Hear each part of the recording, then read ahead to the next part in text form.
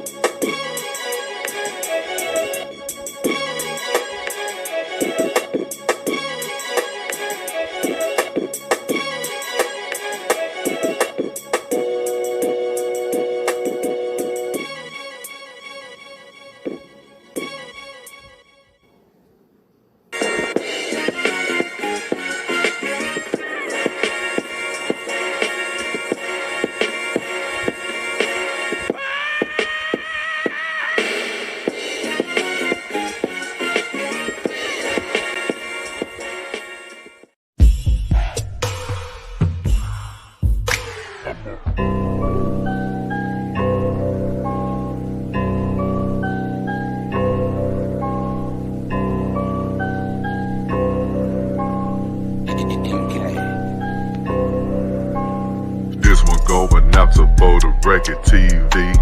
Shout out to the lady who I call First Lady T. And my bro Kenny, he the tech guy, aka the real plug. He'll set you up with a job. And my dog Third, all the hoes call him Poppy. He got your baby mama, got the sprung off that Molly. They dumped her for her sister, but she wasn't taking it well. They used to call me Brandon, now they call me Entanglement L. Brandon L can't take no loss. I'm the $40 nation boss. When it comes to the other dude, I ain't got much to say to you.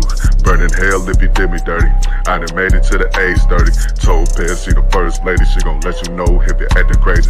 Third War the enforcer, talk to him wrong, he'll smoke ya. And my brother Kenny Conjo, he just cashed out on the condo. Tennessee to the DMV, all the way to the H-Town. Backstabbing bastards better not ever come around. I'm spending on the squad, all I do is splurge. I'm smashing on the spot, I left her on the curb. This one going out to For the Record TV. Middle finger if you did me dirty. I done made it to the age 30. She know I'm 40R, now she getting wet. I'm throwing up the foe, yeah, represent. Disrespect the foe, but put a slug in your neck. For the record, fam, let them know we got next. For the record, fam, let them know we got next. Hold up, for the record, fam, let them know we got next. Ballin' in the mall, all I do is splurge. Yo, lady, give me some bop on December 3rd, yeah. Throwing up the boat, yeah, represent. I'm throwing up the boat, yeah, represent. I'm throwing up the boat, yeah, represent. I'm throwing up the boat, yeah, represent.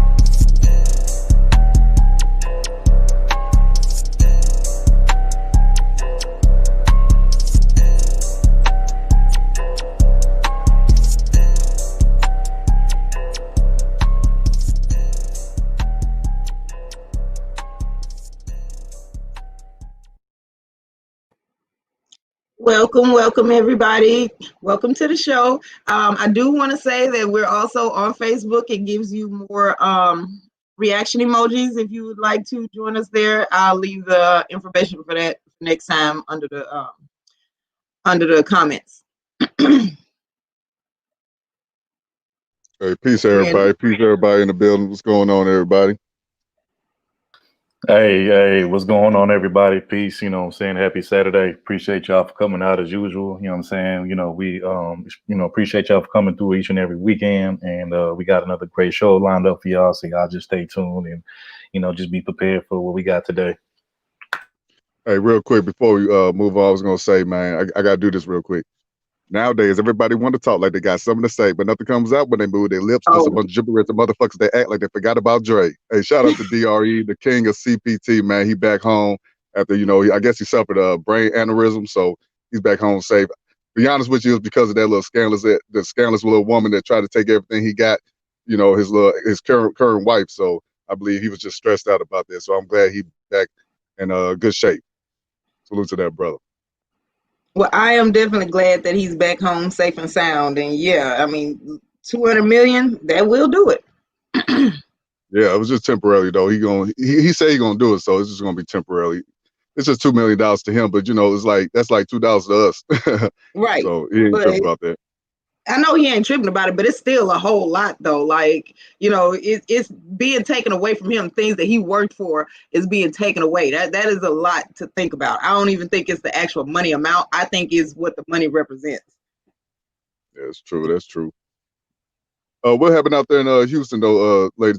Some of them pro-Trump supporters went out there and got arrested. I knew you was gonna do that. Yeah. So there's a police. Yeah. White Shut folks. up. You better be doing St. Louis next. So here in Houston, there is a police chief, I think, that went out there to the protests and the riots or whatever, and he was on tape. He was taking selfies and all of that. And so when he got back here, he has been fired and released from his position. So a couple of people, basically all throughout the country, if they were able to identify you, that they were taking your jobs, and I don't even understand why he thought anything different was going to happen for that. So you're part of the police, and you went down there to do something against the law, and you allowed other people around you to do it.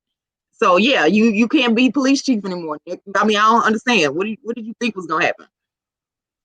Yeah, there was another story about an investment manager. He was arrested and he was locked up, but he committed suicide though. I guess he couldn't do the time. If you're gonna do the crime, be prepared to do the time, but he wasn't prepared. He offed himself. Stuff sound good. Stuff sound good when you like hanging out with your friends or whatever. Like, yeah, let's go storm the Capitol. Yeah, nobody don't tell you that this is a bad idea, and then afterwards you act shocked about the results. What other result could there possibly be? Did they really think that when they stormed the Capitol, they was gonna be like, all right, fine, we'll just let Trump have another office? It's fine, it's okay. Just please don't, mess up the Capitol. Like, do you really think that was gonna be the answer? No, you're gonna be held accountable. They're gonna come get you. The FBI, they don't play. So you broke the law over there in the Capitol, they coming to get you. That's federal. That's federal offense over there in DC. All I know is, bro, when I watched that damn riot or the storming of the White House, I seen a lot of pookie behavior, and it wasn't from black folks. That's all I'm saying. Thank you. I seen some vanilla looking motherfuckers, man. They look like they show was on some pookie shit. Hey, shout out to Tyreek and shit. He be like, code. They use code names. Listen, they say pro-Trump supporters or Proud Boys. No, them was just white folks. White on white crime. That's all it was. What I saw. Exactly. And you know what? Last week you was talking about stealing stuff you don't need, rioting and looting for stuff you don't need. What exactly is this dude finna do with the podium? That's what he broke in to take.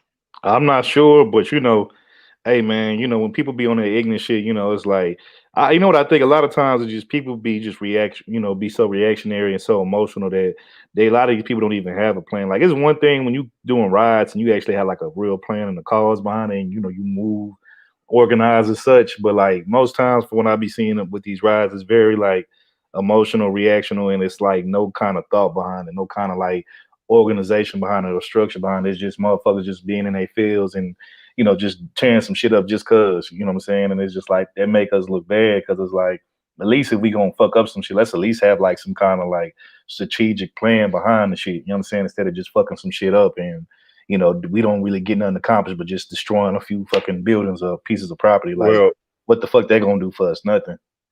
Well, since Topaz gonna bring that up, I got to throw right back at them. They didn't tear up their own community. They went to the people of power. Now they went to the government. They tore up their stuff. And Now, who's if the anything, majority in the government? we should be happy that hillbillies went out there and try to take over the white man situation. They went at No, the white man. hold on, We should be wait, sitting no. back Are celebrating that. you saying If that anything, hillbillies would be better to be in charge? No, I don't want hillbillies in charge because that at least let it be somebody that gotta pretend that they got like some class being in charge, because then it's certain stuff that they won't be able to do and make it okay. Hillbillies wait, ain't gonna care. let me ask you this: are you mad that they took from the government?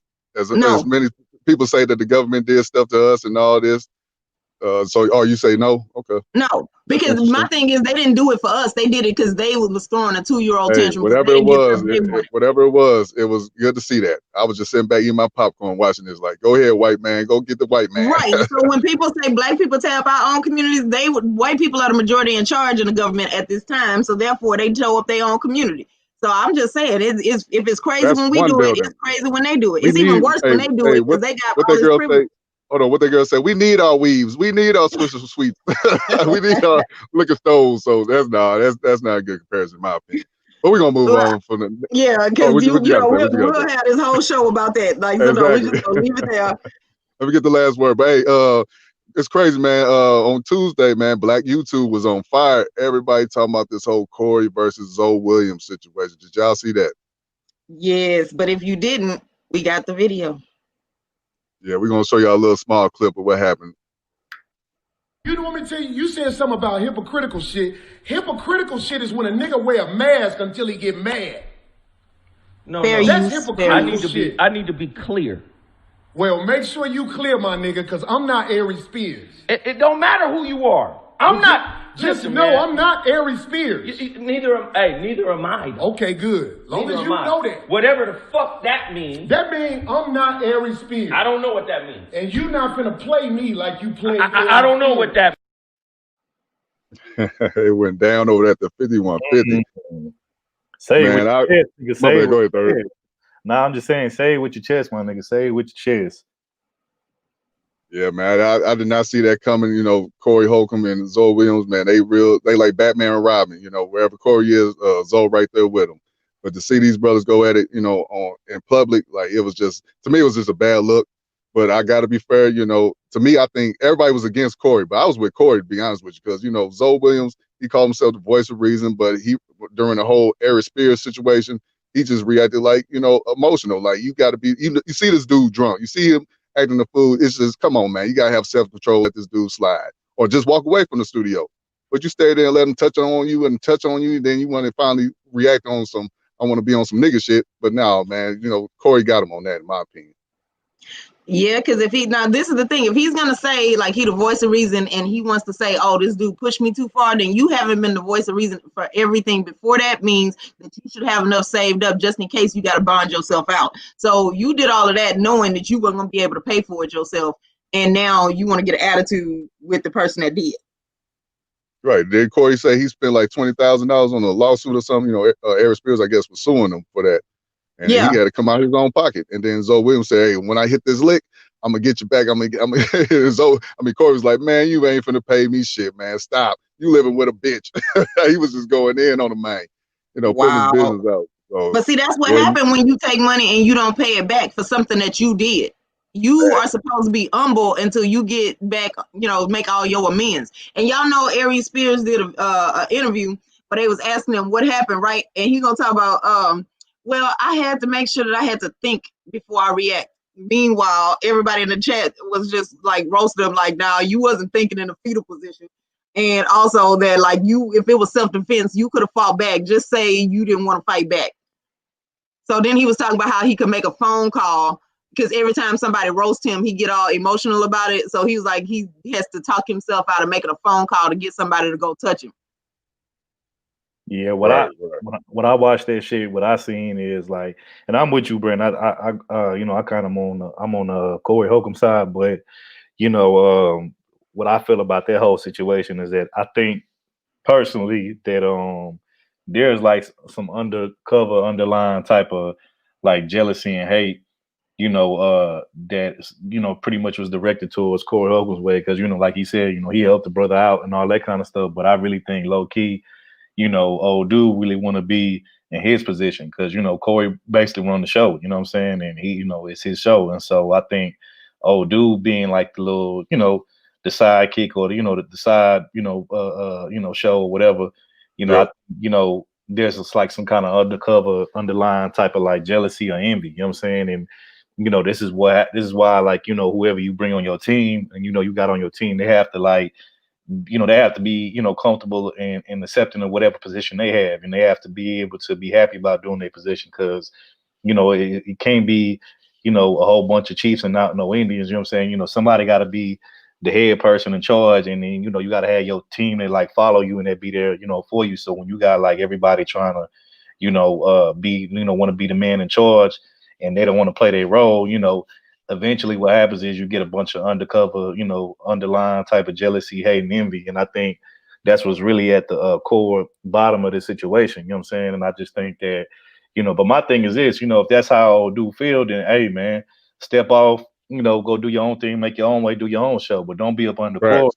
And you know what I'm saying, and you still got like some kind of like envy or hate because he in the position that you want to be in. Like, nah, if you want to be the man, you want to lead your own way, you want to lead your own team, then hey, you got to jump out there and jump off that porch, and you got to go make your own way. You got to do your own thing. But as long as you are up under somebody else that's already established as the man or as the leader, you got to play the good role of a, I don't even want to say follow, but you got to play the good role of a teammate, bro. You got to play, the sidekick position, and ain't nothing wrong with that. Because my thing is this: everybody ain't meant to be a leader. You know what I'm saying? Everybody ain't meant to play their leadership role. Some people are better at playing the number 2 or the 3 position versus the number 1. You know what I'm saying? So you got to know like where you fall at and what your strength is. If you're not a leading ass type of dude, then then be the 2 or the 3. You know what I'm saying? You can still have some kind of like position or power, but you just ain't gonna be the head honcho dude in charge. You know what I'm saying? And I think and that's with anything in life. I mean, you even look at sports. Some guys think they a number 1 option, and then they realize that they not a number 1 option. You know what I'm saying? Like you got to know where you fall at. You know what I'm saying? Where your order is at. If you a number 2 guy, be the best number 2 guy you can be. If you a number 3 guy, then be that. You know what I'm saying? But people be trying to jump out of their positions all the time, and it's like at the end of the day, just do whatever best works for you and whatever you're good at. You know what I'm saying? Quit trying to jump in another space or another spot that you're not equipped to really handle. You know what I'm saying? And that's really how I feel about that whole situation. Well, let me say Last, this. It's nothing wrong with you wanting to be in that spot. I don't have a problem with people jumping out of their position. I got a problem with people jumping out of their position and they ain't ready for it. If you want to take over the number 1 spot, then you need to practice, work, and do what you need to do to get the number 1 spot. If you ain't done all of that, you just want somebody to hand it to you, now that's crazy. Because part of being on top is being able to stay on top. So if somebody coming at your neck, then you got to be able to make sure you kept your skills tight where you can stay in that position. Otherwise, they deserve it. So therefore, if you're going to step out of your lane, understand you need to be ready. Now, I'm not a big, huge fan of 5150. I watch it periodically. I don't watch it like that. But I know the dude Grady. I don't know if y'all heard that part where Corey was going ham on some dude named Grady. Him and Grady got into it, and it seemed like Zoe was, had a friendship with Grady too. And he just didn't like how Corey was talking bad about him, talking down on him. But this is my thing. All the times I watch Corey, he always talk about people business. Always bring up somebody's situation if he get into it. This is nothing new. So for Zoe to go at him, and this is my thing, let's just say you or a third do something for me as bail me out in jail or spend like over 20-something thousand. Nigga, I ain't finna front none of y'all out. I ain't finna disagree with y'all. Nigga, I'm finna agree with y'all. Now, I might pull you to the side if it's a bad situation, behind the scenes, but I ain't finna front y'all out in front of everybody. What y'all did for me, I'm appreciate everything y'all did for me. 20,000, my nigga, you ain't supposed to say a word to this man. Well, then let me just say this though: if I do 20,000, if I give somebody $20,000, I don't expect them to front me out. No, but if they disagree with me, then that's fine. Like we can have a disagreement. We both gonna keep it respectful. I ain't gonna just expect you to be, like a mute. I gotta disagree right there, T. Hey, you can kind of talk to me how you want to talk. Like if I don't want them problems, I shouldn't be borrowing no money from nobody, or I'll be a man enough to pay you back. Now that's true. Now, because it is always a possibility, right? But I personally wouldn't use that. No, I wouldn't do it. Yeah. I wouldn't use it on purpose, but if I needed to, like if they trying to front me out, like let's say they call me selfish because I say something I like, and I'm like, oh really selfish? For me, that means you open the door to that. Now, I ain't gonna just insert it in the other conversations where it don't matter, but you do need to be trying to make payments on giving me my money back. Or if I said I ain't worried about it, then I'm really mean I ain't worried about it. I don't like when people do something for you and then they hold it over your head for no reason, or either they really did have a problem doing it and they do it anyway, and then now they want to have an attitude. I definitely feel that, but I'm like, if you don't want them problems, do not don't take no loans, don't borrow nothing from nobody. Pay your own. It pays a boss to be a boss. Bottom line. Go ahead, third. No, that's facts. I definitely second there, Brandon. But let me say this, because I want to clear up something that you just said. Like, for instance, okay, so if I do something for a homeboy, partner of mine, whatever, right? Whether it's money related or just something, anything else, right? My thing is this: like, at the end of the day, yeah, like if you ain't paid me back and then like that, yeah, you gotta kind of like, not to say you gotta like take my shit, but you gotta, what I'm saying, you just gotta pipe down and just keep it cool, keep it cordial. But I would say this though, even if you got some money from you, I did you a solid favor, at the end of the day, that doesn't mean that I want you to just be my yes man, because I don't like yes people. You know what I'm saying? Like, I want people, like my friends, family, whoever I consider, I fuck with close to me. Like, I want them to tell me, because I'm not gonna lie, I ain't perfect. You know what I'm saying? Like, I make mistakes just like everybody else. So, if somebody sees something that I don't see that's close to me, and they be like, hey man, third, you doing a little too much, or hey man, I don't think you should be doing this because of X, Y, Z. Like, I don't care if they owe me money or not. If they come in with good intentions and they trying to look out for me, then hey, I listen to them. And it's not about the fact that they owe me money or not. It's about, hey, they trying to genuinely look out for me. So, I just wanted to clear that up, because again, just because I do you a favor, you know what I'm saying, or somebody do a favor for me, that doesn't mean I got to be your yes man and just agree with you on everything. Like, nah, I'm gonna tell you what it is. I'm gonna let you know, like, look, I ain't trying to tell you what to do, but hey, I think, you'd be better off doing this, because, I don't think this is a good idea. And sometimes, like I said, you need somebody else to give you a second opinion or perspective, because, you might only see your things from your way, but they might see it a different way, and how they might see it might actually, be more correct in how you see it. So, hey, don't ever be nobody yes man, because the main motherfuckers that's out here being yes man or yes, people to other people, them the main ones that's gonna set your ass up when some real shit go down. So nah, don't be no yes man. Tell people the truth. You know what I'm saying? Even if that means that, y'all end up getting into it, or what I'm saying. Like, I'd rather just be honest with somebody, let them know. Like I said, I'm not gonna tell you what you want to hear. I'm gonna tell you what you need to hear, and that's just how I get down. So.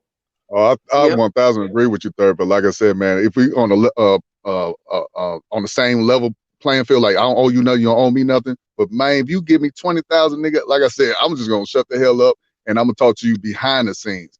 I'm just saying, how would you feel like if you give me 20,000, do something for me, whatever it is, 20,000, my nigga, and I go against you for another dude, I know you're gonna call me out on that shit. You're gonna be like, nigga, I know you ain't talking, you broke ass nigga.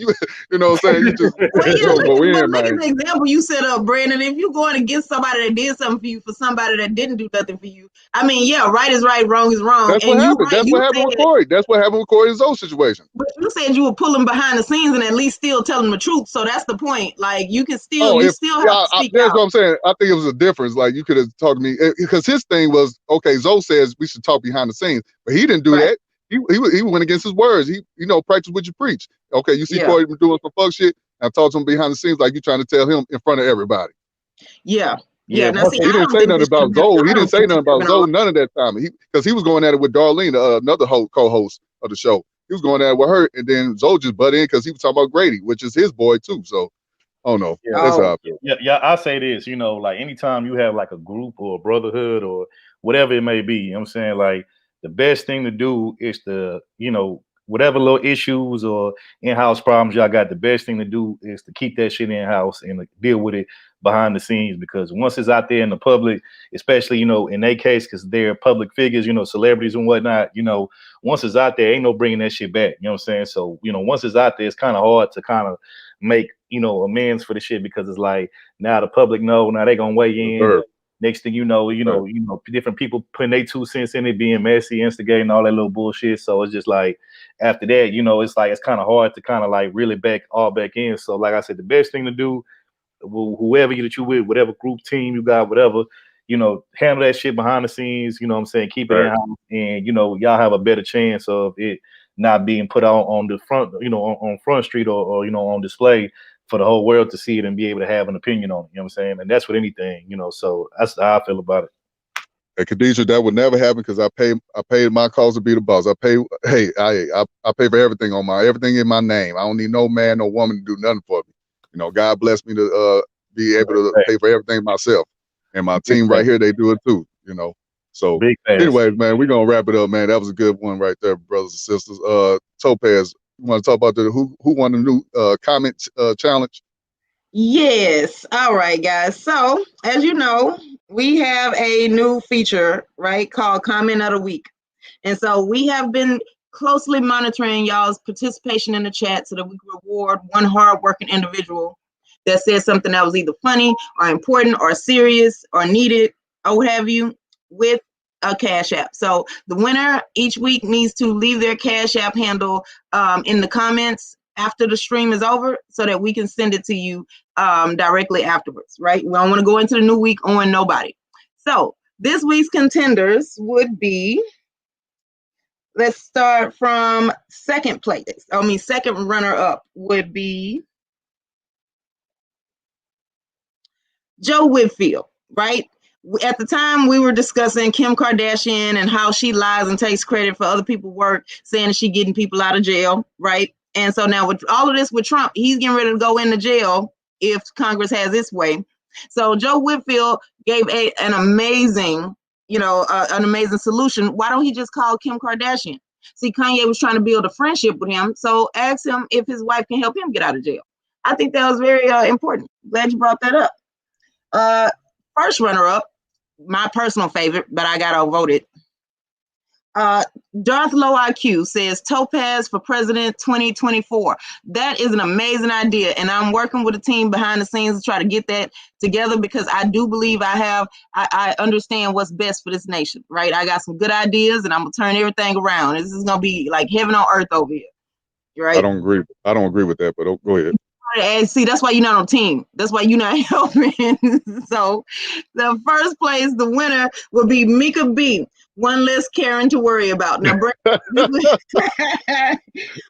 just say this real quick. This was during my topic, and I was talking about the little white chick that got killed out there in the Capitol Hill. Her name was Ashley Babbitt, I believe. And I did not see this live. Topaz said she pulled it up on the screen, whatever. So I wish I seen it live. This was hilarious to me. Like, one less Karen. You right, Mika B. So you deserve this. You know, the cash app we're gonna send you. So put your cash up in the chat, sis.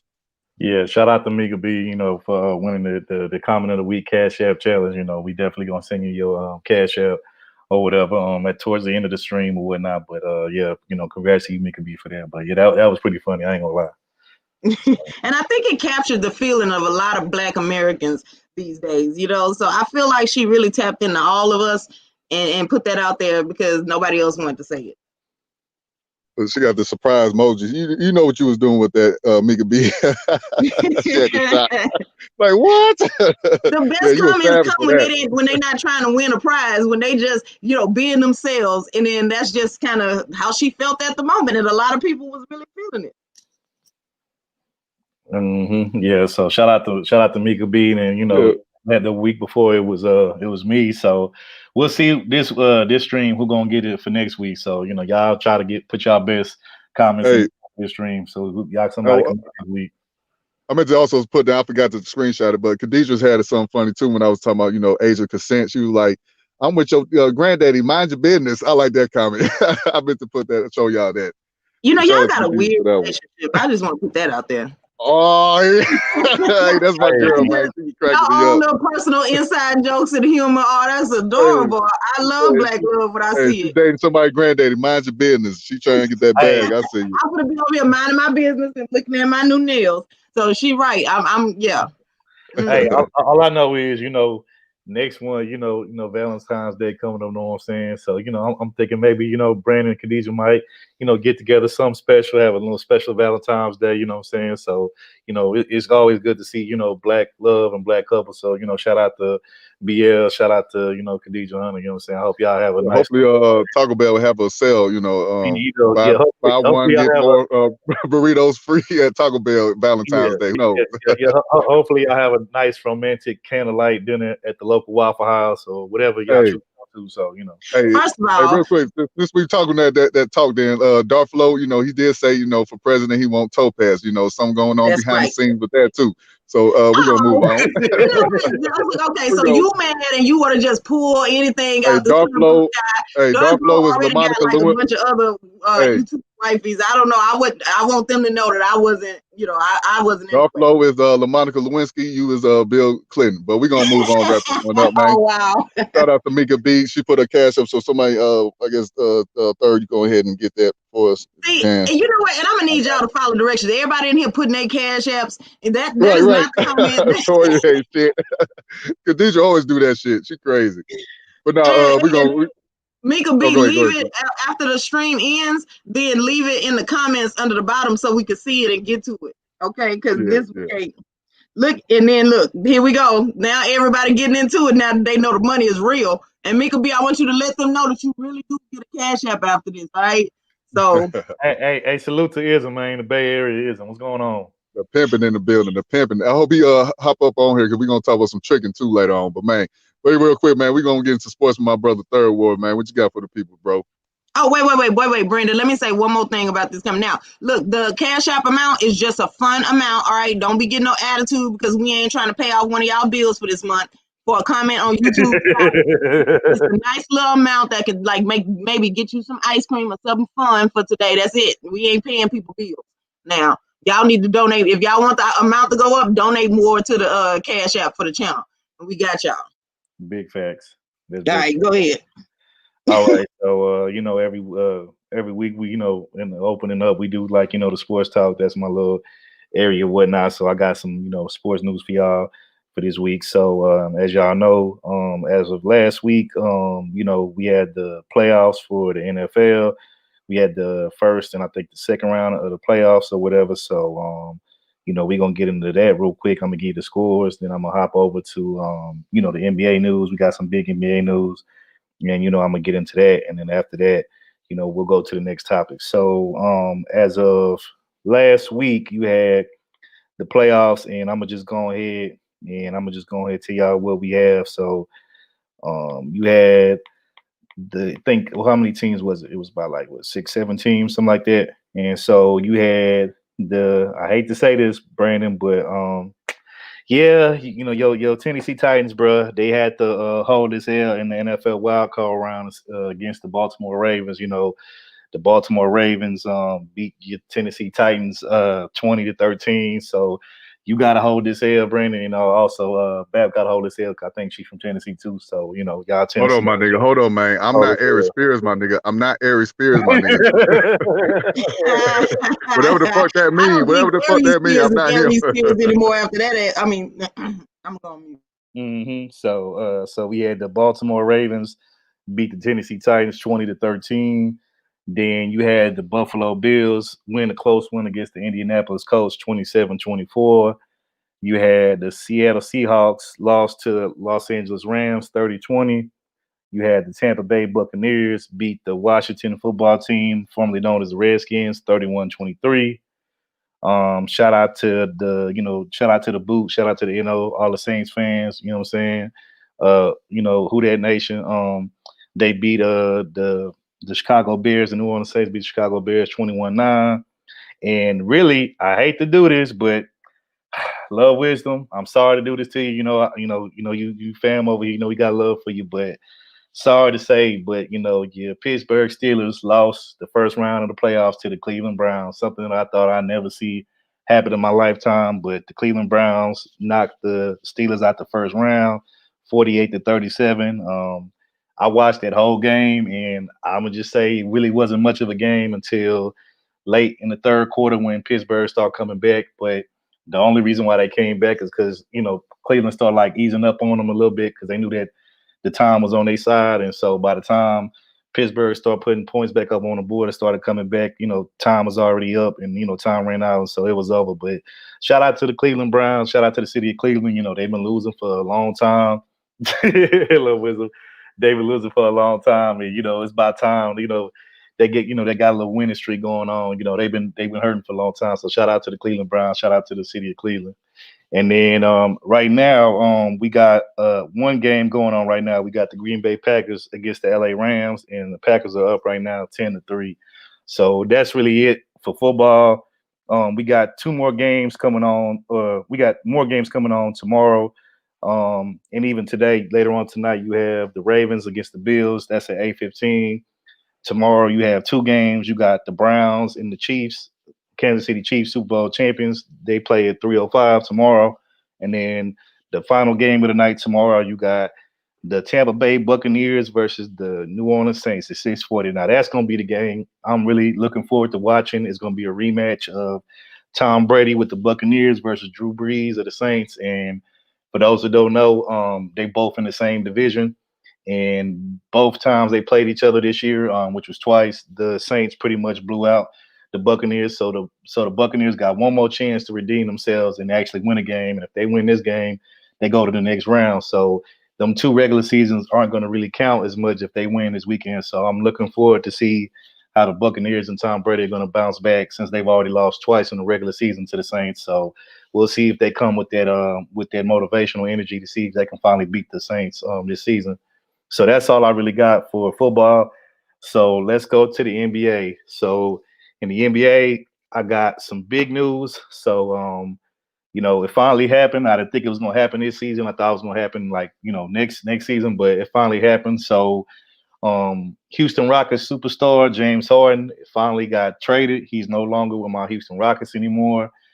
He officially got traded to the Brooklyn Nets, which is where he wanted to go team up with Kevin Durant and Kyrie Irving. So now they have three superstars over there.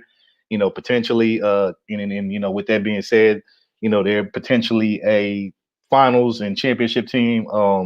My take on it is that, they got a lot of stardom and firepower, but they had to give up a lot of their players and a lot of their bench to get James Harden, and they pretty much gave up all the picks that they have, for the next foreseeable future. So I think that's going to hurt them in the long run, and I don't think that they have enough currently at this time, even with Harden added to the mix with Kyrie and Kevin Durant. I don't think they have enough to win the championship, but I could be wrong though. But it's going to be interesting to see nonetheless. But they're definitely going to be a marquee team now.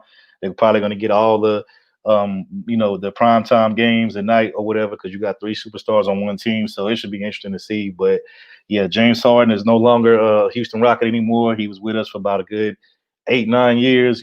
Salute to him for getting us to the playoffs every year. He got us to the Western Conference Finals 2 years in a row against the Golden State Warriors. However, that was when they had their dynasty, so we couldn't get past them. So we never ended up getting to the finals. But shout out to him for putting the city back on the map, and keeping us relevant for all those years. But he's gone now. So it is what it is. But we pretty much sad to say we in rebuilding mode right now.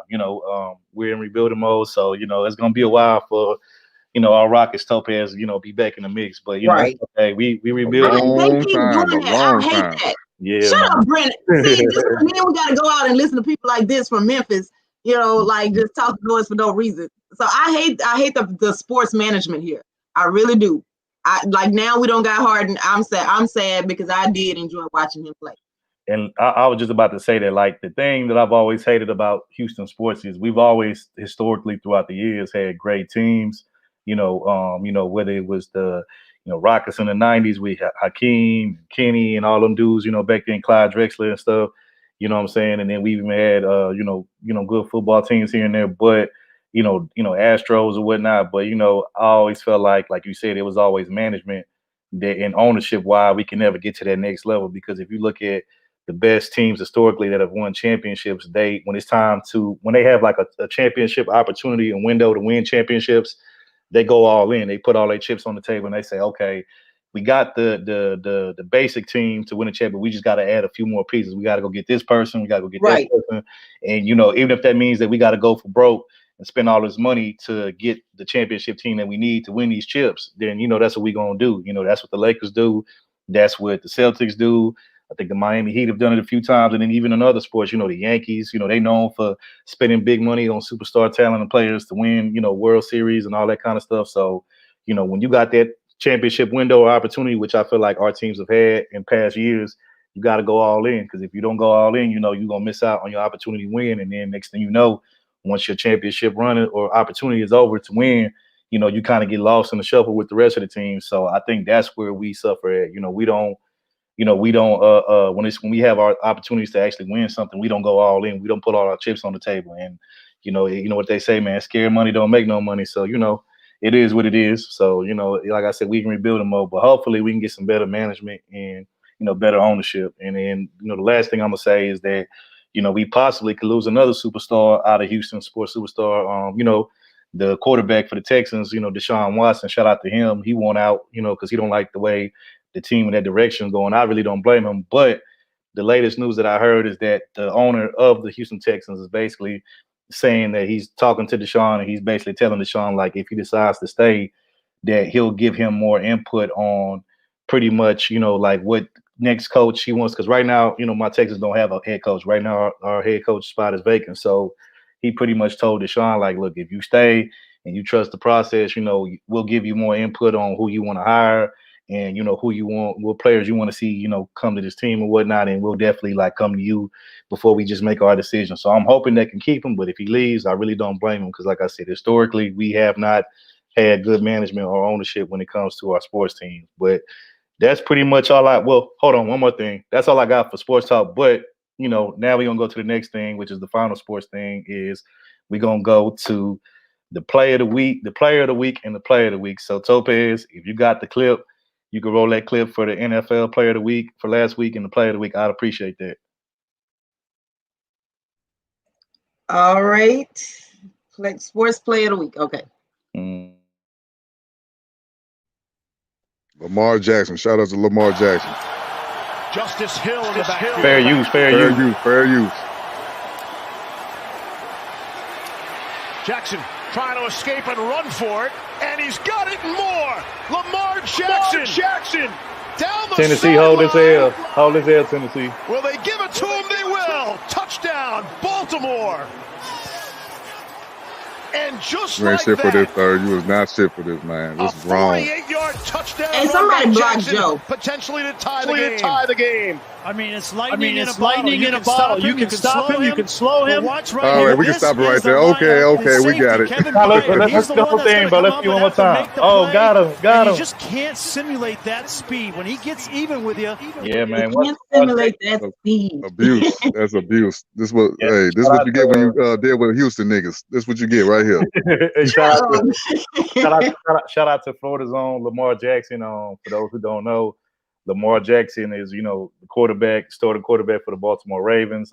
He won the MVP last year for the NFL. He did his thing. A lot of people give him flack, so he's not the greatest thrower of football nowhere, which I agree, but he can throw the football. But his biggest gift is his legs. He's very fast. So once he's out in the open, there's no catching him. And as a matter of fact, he remind me of Michael Vick too, by the way. I was just about to go there, bro. You took the words of my mouth. I was just about to say a lot of the previous retired players, NFL players that watch him play today, they said that they all remind him of Michael Vick. Even Michael Vick himself said, yeah, he reminds me of a young, me, but he said, I actually think he has the potential to be better than me. And he said he's actually faster than I was at his age. So, shout out to Lamar Jackson, you know what I'm saying, doing his thing. And the one thing I do like about the future of the new NFL is that you're starting to see a lot of quarterbacks of the future, young quarterbacks. A lot of them are black guys, your Lamar Jacksons, your Deshaun Watsons, your Patrick Mahomes. Patrick Mahomes. I feel like I'm missing somebody else off the Russell top Wilson. Oh yeah, Russell. Oh, you talking about playoffs right now though? He lost. They lost. But I'm just talking about people that's just quarterbacks, black quarterbacks. Because okay, cool. It was once upon a time back in the day in the NFL where black quarterbacks were rare. You know what I'm saying? So now that you're starting to see that quarterbacks, particularly black quarterbacks and young black quarterbacks at that are starting to become the face of the league, I just think that that's pretty dope because, there used to always be a saying that, black quarterbacks aren't good at making decisions, you know what I'm saying? Like, pressure, you know what I'm saying? All that kind of stuff. It was always, this kind of little, passive aggressive joke about young black quarterbacks, but it's good to see, that they starting to become more or the forefront, you know what I'm saying? So shout out to all the young. Three black quarterbacks I really wish did get a Super Bowl ring was Michael Vick, Dante Culpepper, and Donovan McNabb. Yeah. Also, shout out to Steve McNair too. Rest in peace, Steve McNair. He was another. Also got to give a shout out to let's keep it. We got to give a shout out to one of the first. He wasn't the first, but he was one of the first few guys that made it possible for black quarterbacks today, especially for the not the prototypical black quarterback, but the ones who actually run first. Got to give a shout out to back in the day. He used to play for the Houston Oilers. Shout out to Warren Moon. You know what I'm saying? Oh man. Shout out Warren Moon. You know what I'm saying? And shout out to Joe Whitfield, bro. Hey, I feel you, bro. Hey, I feel you, bro. I would trade into Texas right now for us to get back to damn Oilers, bro. I miss the Oilers, bro. And I actually got to throw back Oilers jerseys, but somebody, a certain Tennessee, somebody had to actually take them from us. So, Yeah. Them Jack boys had to get them, man. Them Tennessee cats. That's what y'all do. Y'all just go around stealing, stand somewhere. Exactly. Yeah. But for those who I don't can't know, lie there. I can't go against them. For those who don't know, the Memphis talk. The Houston Oilers are now the Tennessee Titans. They got bought out, so now they're the Tennessee Titans. So they actually jack from us. Their colors and everything that come from us. So y'all welcome. Y'all welcome, Memphis. Shout out you shocked me though, there. I didn't know you liked them colors because I always said the worst colors in NFL history was the Buccaneers back in the day with that orange and white, and the Oilers. Oh, yeah. I did not like those colors in my opinion. I like the Oilers colors. No, I like the Oilers colors. Of course They're powder blue with the red and white. Nah, I'm gonna keep it real. The ugly and look, they was cute together. I don't get Brandon. See, Brandon don't know nothing about no matching colors or no. So you just said it's cute together. It's cute together. See, that's why I ain't with it. Listen, now I am being girly, and I pick sports teams based on their colors or their uniform. I'm not even sorry. That's why I like the Ravens because Randall Cunningham too. Yeah, shout out. Another black color was Randall Cunningham. Randall Cunningham. Shout out to him too. Can't forget about him. Facts. But I'm gonna keep it real, Brandon, and shout out to Love with me, and she's gonna be mad at me. But the ugliest football jersey I've ever seen is the Pittsburgh Steelers. And it's not their regular jersey. They have this one particular jersey that they wear. Oh, I know what you're talking about. That shit is awful. You right, man. It's like yellow line. Get y'all. I want y'all to know. Yeah, you know which ones I'm talking about. It's not the regular color. It's the ones that they wear every now and then. It's like Isn't it a throwback one? That's like an old school. Yeah, it's like an old school throwback, but it's like that shit is a horrible, like mostly yellow with like a little bit of black, and I'm like, yeah, that shit is that's some loud ass. You think it's worse than the Buccaneers though? The Buccaneers? Nah, the Buccaneers got it first. The Buccaneers got it. Okay. So I got it. Also, let me say that real quick before y'all go. Y'all finish. I want to give a shout out to the people that hit the Cash App. So first off, let me say shout out to my brother Darth Lowe. We appreciate the support. We appreciate you hitting that Cash App. And I want to say, look like I don't know who. I'm gonna just say your name start with a K, bro. I don't want to put your name out there, your real name out there, but thank you for hitting that Cash App, man. We appreciate. Ain't die for nobody. Yeah, man. I don't want to doubt people. Got your real name on it, but you know who you are. Who just hit the Cash App. Your name start with a K. Appreciate you. So. But real quick, I just saw an interesting story about Kyrie Irving. He was fined for $50,000 for what is it? For violation, the COVID-19 violation. Did you hear about the third? Yeah, I'm gonna say this, bro. I like Kyrie as a player, but as a person, I mean, he's kind of hard to like as a person because I mean, he one of those people, man. Like, I'm starting to think, and I've said this before.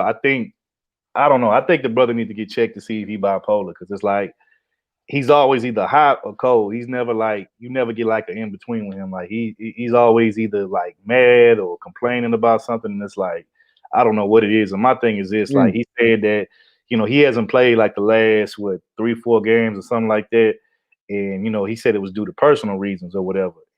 But yet there was something that leaked out, a video that leaked out showing he was partying with some of his family members. He was out partying and he wasn't even wearing no mask or nothing. And I'm like, how do you, as a professional athlete, say that you're gonna miss games and it's for personal reasons, but you out partying and then you're not even following proper COVID protocol, which means that you could possibly get other people sick as well as yourself. And it's like, bro, you getting paid all this money to play ball when motherfuckers wish they could be in your position playing ball, making all those millions of dollars, and you up there jeopardizing it just because you just don't feel like showing up to work. And then the cold part about it is he didn't even alert anybody. He didn't tell his coach, he didn't tell staff or nobody that he was pretty much gonna be missing. He kind of just like sprung it on them at the last minute. And to me, as a professional, you can't be doing that. As a professional, whatever it is you do, you have to let people know what's going on ahead of time.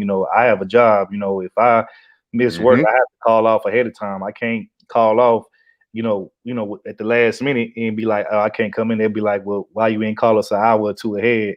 That way we could have made some accommodations to make sure that, that we, our back end was covered since you're not going to come in. You know what I'm saying? It's all about common courtesy and it's about being. And if you gonna be selfish, how about the fact that if you don't call in so that they can make arrangements, that you jeopardizing the job you gonna come back to? And then what if you out there partying and you catch COVID?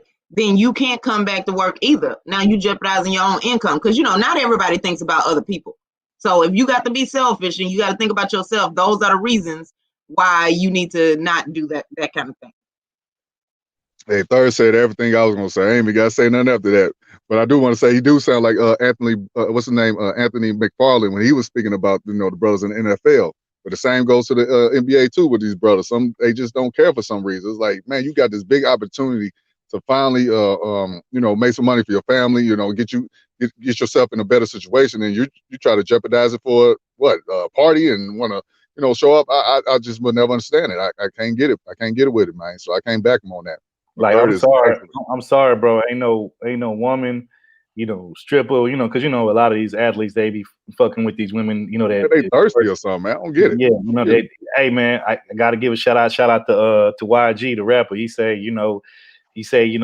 most of your celebrity tricks are your athletes, which I would say rappers are too, but I gotta agree, a lot of these athletes, man, because they got a big budget and endless supply of money, they be tricking real hard on these females. And it's like, my thing is this, at the end of the day, do what you do, but like, just be responsible, bro. And like, don't be jeopardizing the bag in your career for something that's temporary, that's not going to last. You know what I'm saying? I see some of these players, man, jeopardizing their whole career in a big bag for drugs, weed and, whatever else, little, messing with these toxic women and shit. You know what I'm saying? And it's just like, at the end of the day, bro, like, for what? You know what I'm saying? Because once you lose that opportunity to make that money, bro, you ain't gonna never make that kind of money again. You know what I'm saying? Women gonna always be around, drugs gonna always be around, So if you want to engage in that stuff, man, wait till your ass is like, retired and stuff like that, where you ain't, being the face of nobody's league or organization. You can do what you want to do just as long as you don't break no laws. But I don't understand some of these athletes, bro. If I was getting paid the kind of money they was getting paid, bro, like you ain't gonna never hear about me in no headlines. You ain't gonna never hear about me getting arrested for nothing. Like, only time you're gonna see me in headlines is if it's something positive or something pertaining to the actual professional sports. But like getting caught up with these chicks or giving up my money and my career over some dope, like that shit ain't worth it, bro. I'm sorry, it just ain't. Like, I ain't never seen no joint or no damn chick that was worth no damn $50 million, $100 million, bro. I'm sorry, like that shit ain't what's up to me. And you know what? That takes away the excuse that people use. Whenever people get caught up in something, they be like, well, I'm in poverty. I had to do what I had to do. But then when you get the money, if you still doing the same behaviors, that means it ain't just the poverty. That's just what you wanted to do, which is a problem. So to me, I feel like your attitude about it, Third, if you get that kind of money, ain't nobody going to hear nothing negative about you. That's what's supposed to happen. Otherwise, it's just that's who we are as a people. And I get sick of having to, defend that all of the time. I mean, they, also because, I guess he was seeing his family too. I guess a lot of players also want to see their family. They in a bubble, they got to be locked in. But it's like this, man. Mama and my family, they should understand what's going on. I'm in an opportunity where I can make our lives better. I want to see y'all too. I want to be out, but this is a job. This is my business. This is my livelihood for the future, long term. And I'm not going to mess it up for nobody. This is my life. And when I get out, parents tell us when they can't come to certain stuff like events for you in your childhood, they be like, well, I had to work, then I'm taking care of you. Okay, so now I'm grown. That means you need to understand. Don't be calling me asking me if I'm coming home for Christmas because I'm out here getting this money to take care of you and buy you a house. Everybody else parents was, like I'm not everybody else's kid. So, just pull that same, BS on them that they did to us in childhood. Point. Yep, you got it right there, T. And since Third was spoke on some tricking, we're gonna go to the next topic, man. Oh Lord! Before I do, I see the ladies in the building. I want the ladies to participate in this. I need the ladies' help. Last couple episodes, we did a who would you choose? We had Gabby Sitterbay and what's her name, Bernice Burgos, and she an Instagram model. And I was asking the brothers, who would they choose? And I want to do one with the ladies. So, lady, lady T, if you could introduce those two gentlemen for the ladies real quick, see who they want to pick, and I'm gonna tell you the positive and the negative about each individual for y'all.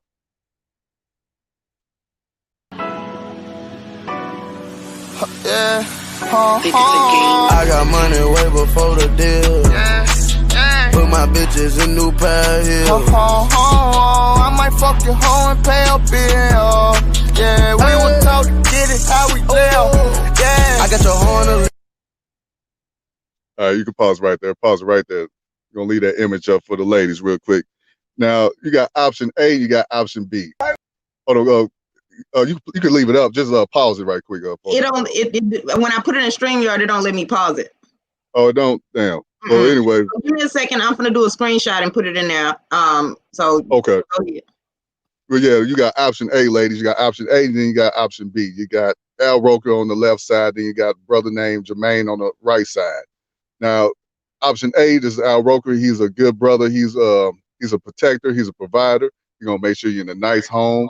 You're gonna make sure you're driving in something nice. Hey, so you know you cammed up.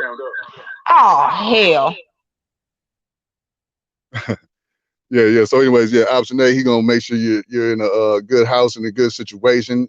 You know, he's gonna protect you. He's gonna fight for you, but he also gonna have you with the top security, top bodyguards. Wherever you go, you're gonna be like treated like you the first lady of the president or something like that. And he's like I said, he's gonna put you in a good situation, make sure the kids are in a environment where they could be productive and they could grow up to be something in life. Now, like I said, I'm gonna give you the negative about option A. Now, the negative is he ain't gonna put it down in the bedroom.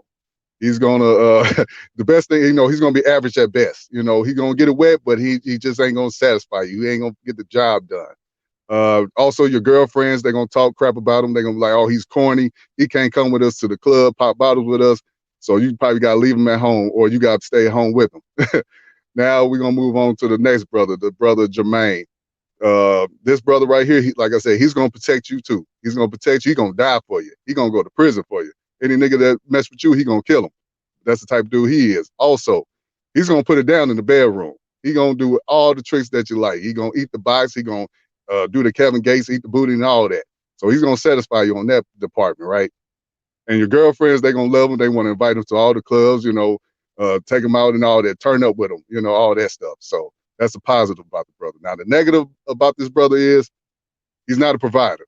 So if you go up to him talking about some, baby, I'm $100 short on the rent, he gonna look at you like, well, I ain't got it, but you think you could apply for another job? You know, I got to go to the mall with the homies, so you think I could borrow your car? That's the type of dude he is. He ain't gonna be there for you when it comes to the bills. That's where he lacks at. So I want to ask the ladies, who do y'all choose? Y'all choose A or B? Lady T, who you choose if you want to answer that? All right. So like, I'm gonna just have to go with A. I mean, I'm sorry, putting it down in the bedroom ain't everything. You can teach him and get him to do what you need him to do, right? So that's my ladies, answer. you got to choose. Ain't no single. You got to choose A or B. Yeah, like so if I got a Memphis dude holding a gun to my head, I guess I'll go with A. But I just feel like por qué no los dos? Why we can't have both?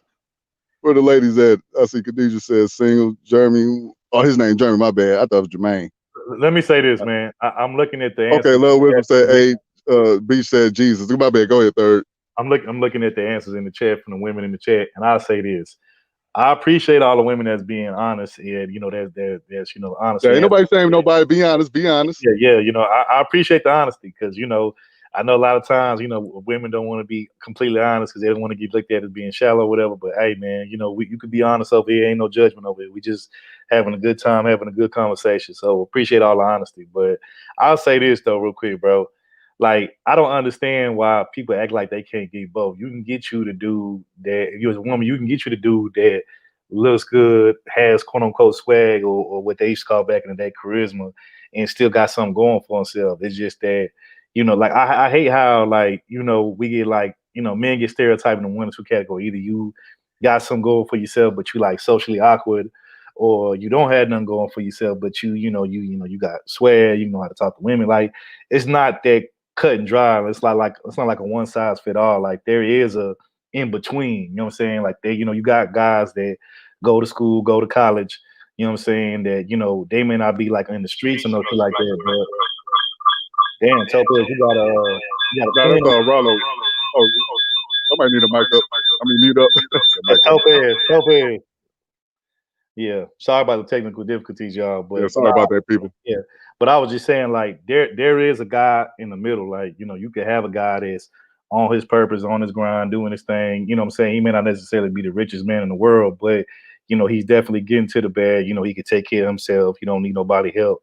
And on top of that, you know, he might be, you know, considered to be attracted by women and, you know how to, you know, maneuver and operate around women and that kind of thing. So it's like, I hate how, you know, they try to like make it seem like it's either like one or the other. Like there's more to than just like the quote unquote thug or street guy and just the nerdy, you know, educated guy. Like there's an in between lane. You know what I'm saying? So I think more women should like kind of go like in the in between lane, because it's like you can have, you know, a mixture of both. Like I said, you know, charisma, you know, all that, and, you know, have a man that's like on his purpose too. You know, it doesn't have to just be like one or the other. That's all I'm saying.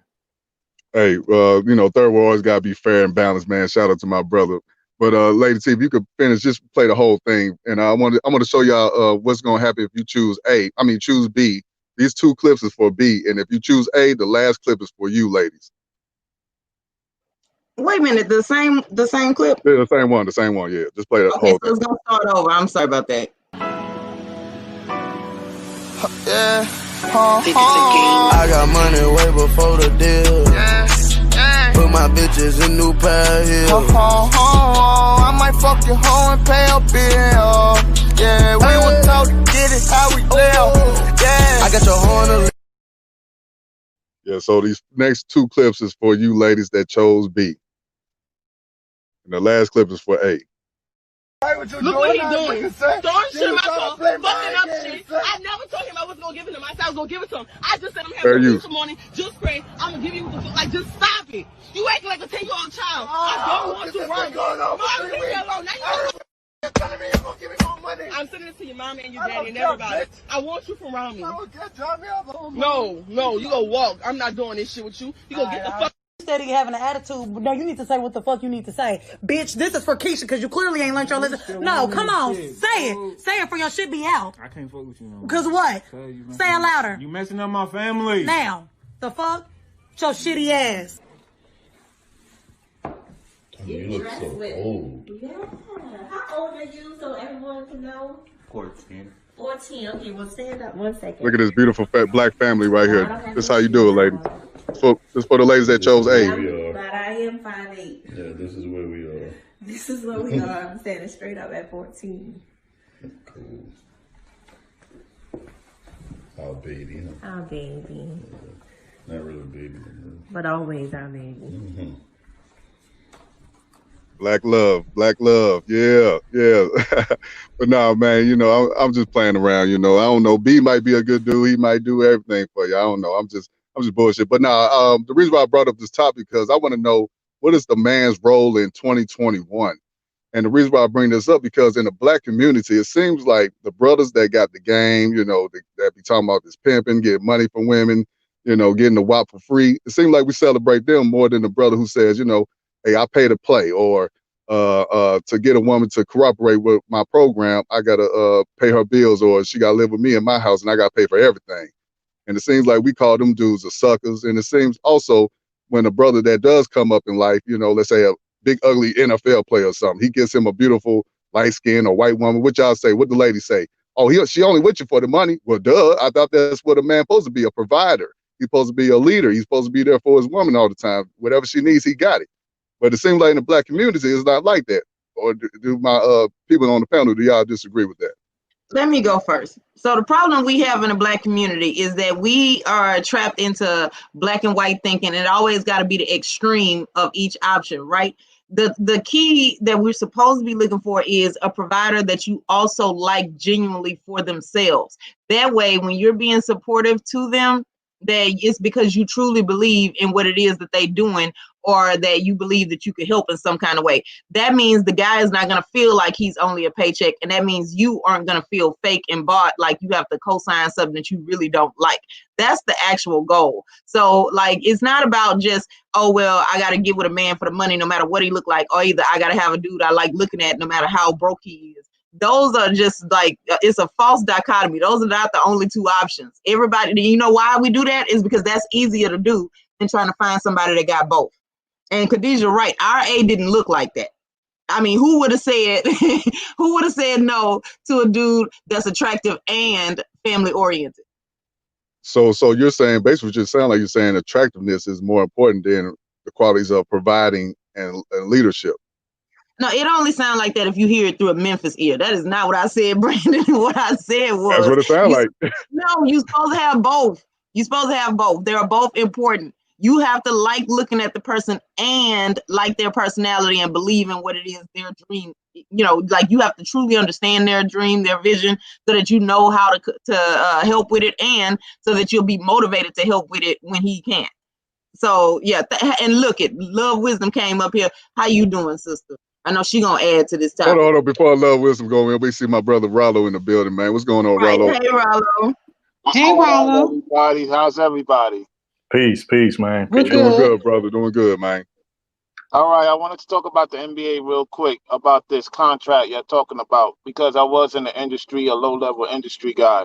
So basically how the contract goes is they get the home, they select the female for them.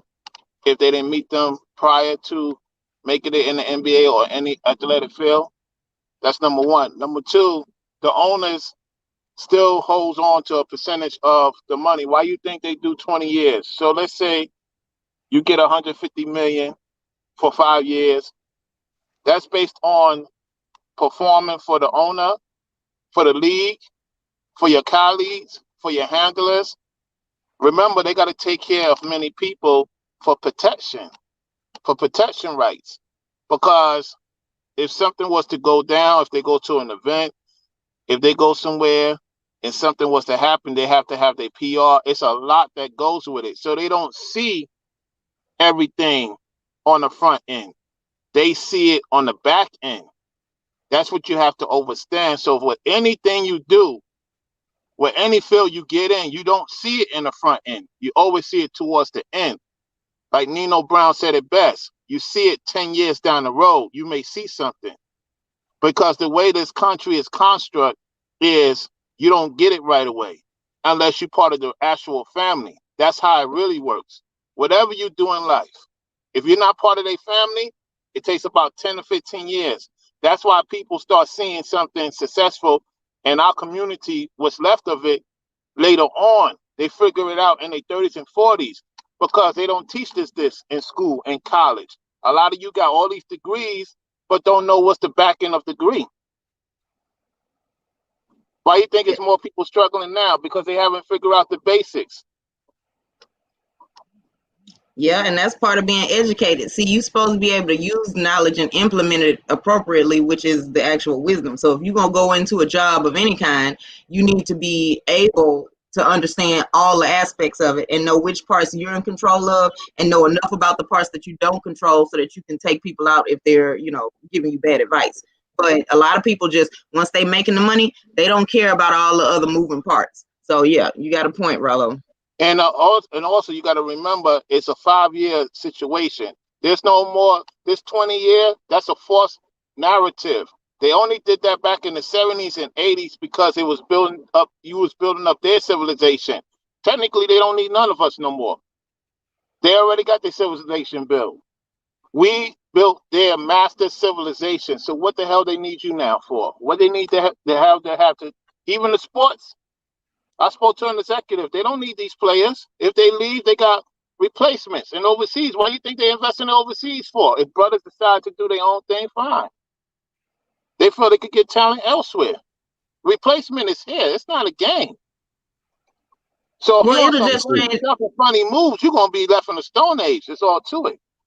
Yeah, but they got to understand that if you take black people out the sports game, I mean, what you're rooting for is just going to become a whole lot different.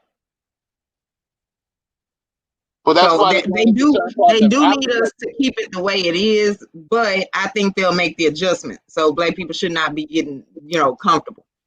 I will say this, Rollo. I hear what you're saying, and I'm not disagreeing with nothing that you're saying, but I will say this, to Topaz's point. Like, to me, if you take, major sports out of America and you just ship it overseas, to me, I'm not really going to be as interested. Not to say that you don't have no interest in athletes overseas, but let's keep it real. All of the major sports, I say, except for maybe baseball, is pretty much, put on the map by brothers. You know what I'm saying? Basketball, football, you know what I'm saying? And it's just like, we the ones that really just like make the sport look cool, you know what I'm saying? We the ones that, are the like faces of these franchises and these teams. So it's like, do that, it's just, to me, it ain't gonna be the same. So, that's it's not gonna be the same, but you gotta remember it's a lot more reasonable for them in their pockets. And remember, we're in a reset. So you have to look at it from their standpoint. What we say is true, but at the end of the day, it's their pockets and it's their final decision. Mm-hmm. That's what people have to understand. Mm-hmm. It's bigger than us and bigger, but our people supposedly got, we spend what, 1.9 trillion, and what we circulate into? 0. Mm-hmm. We're not showing anything for it. Maybe a small portion, but that's not, how's that possible in 2021? You cannot rely on everybody else to do something that you could do yourself and have all the development. Use their currency to benefit those who you see got what it takes and pass it on. They don't even pass it on. Like a lot of their children may not see that money because it's a clause in the contract. If they break certain restrictions, they take from them. They won't tell you that. Why you think a lot of them is going through a lot? Kyrie Irving, for example, he owes a lot. He's not going to see most of that money because of what he said about the media. That's a strike. You're going against their media. You're going against their brand. They're going to penalize. They're going to make him suffer. And they're going to use him as an example for everybody else in the league. Watch what I tell you. No, I agree. I definitely agree with you on that. You know what I'm saying? My thing is this. It's like, I feel where the athletes is coming from as far as, they trying to like, make people politically aware of certain things. But the problem is when you are playing in somebody else's league under somebody else's organization that you don't really control, you're just the faces and the mascot of it. They can silence you and tell you, hey, pretty much, what they telling these guys is, hey, just shut up and play ball. You're getting paid all these millions. We give you these endorsement deals. We put you on TV, make you popular, make you globally known as well as, known here in the country. So it's like, like what you got to complain about? Why would you be upset? You live in a lifestyle and get to do things that most people in their lifetime, normal people ain't gonna get to do. So it's like, you shouldn't be saying shit. You just need to be playing ball and just being a good old boy and, getting this paycheck that we giving you and getting these endorsements and, getting this attention that we, giving you. But, we I don't think they realized I don't think they realized that this is all gonna come with the.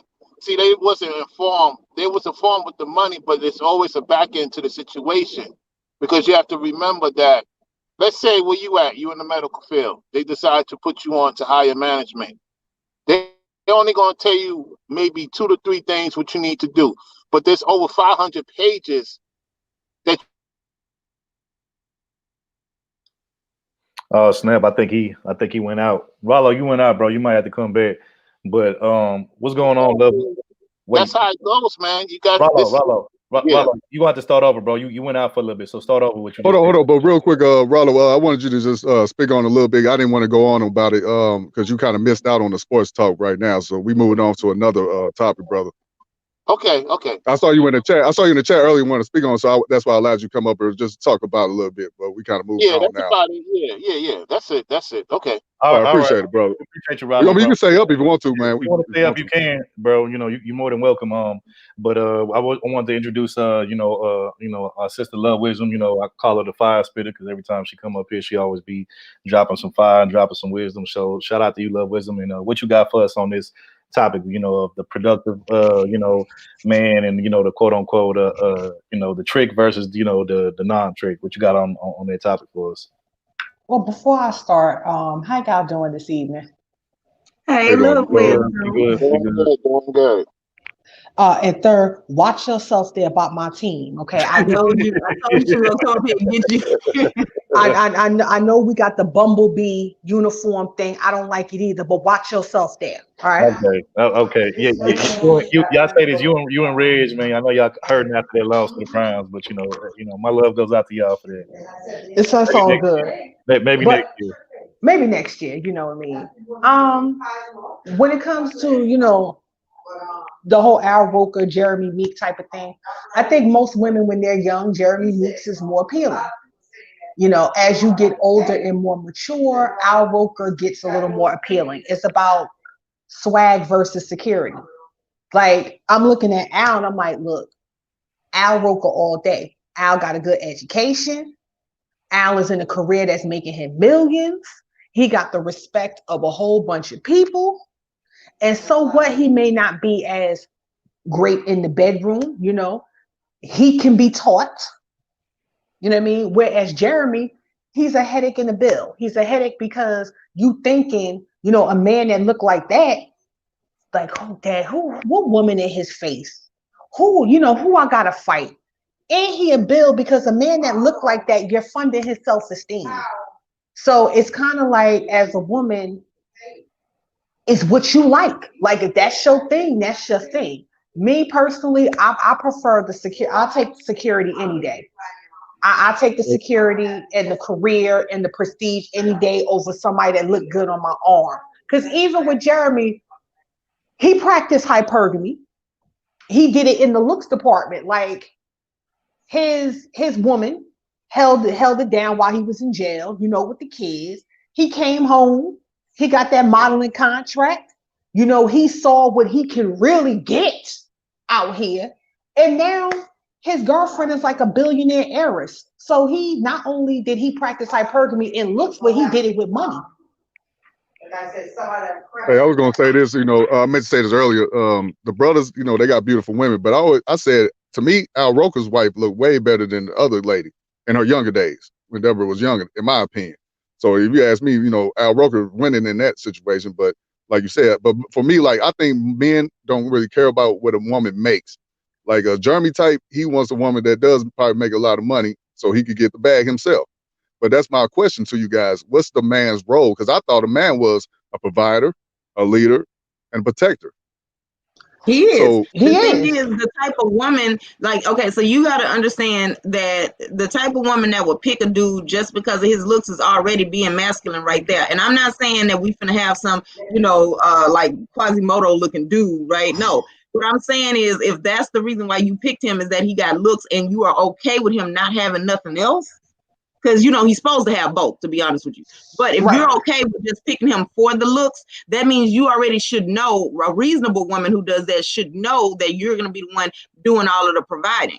So now another dude, and that type of dude probably ain't going to be out doing no hunting or no protecting or none of that neither. So, you finna get ready to have to do all of that for yourself. So what is he there for? Now, I give him the benefit of the doubt. I did say he's a protector. He will protect you now. He will kill a nigga for you. He will do something like that. But as far as providing for you, no, he ain't gonna do that.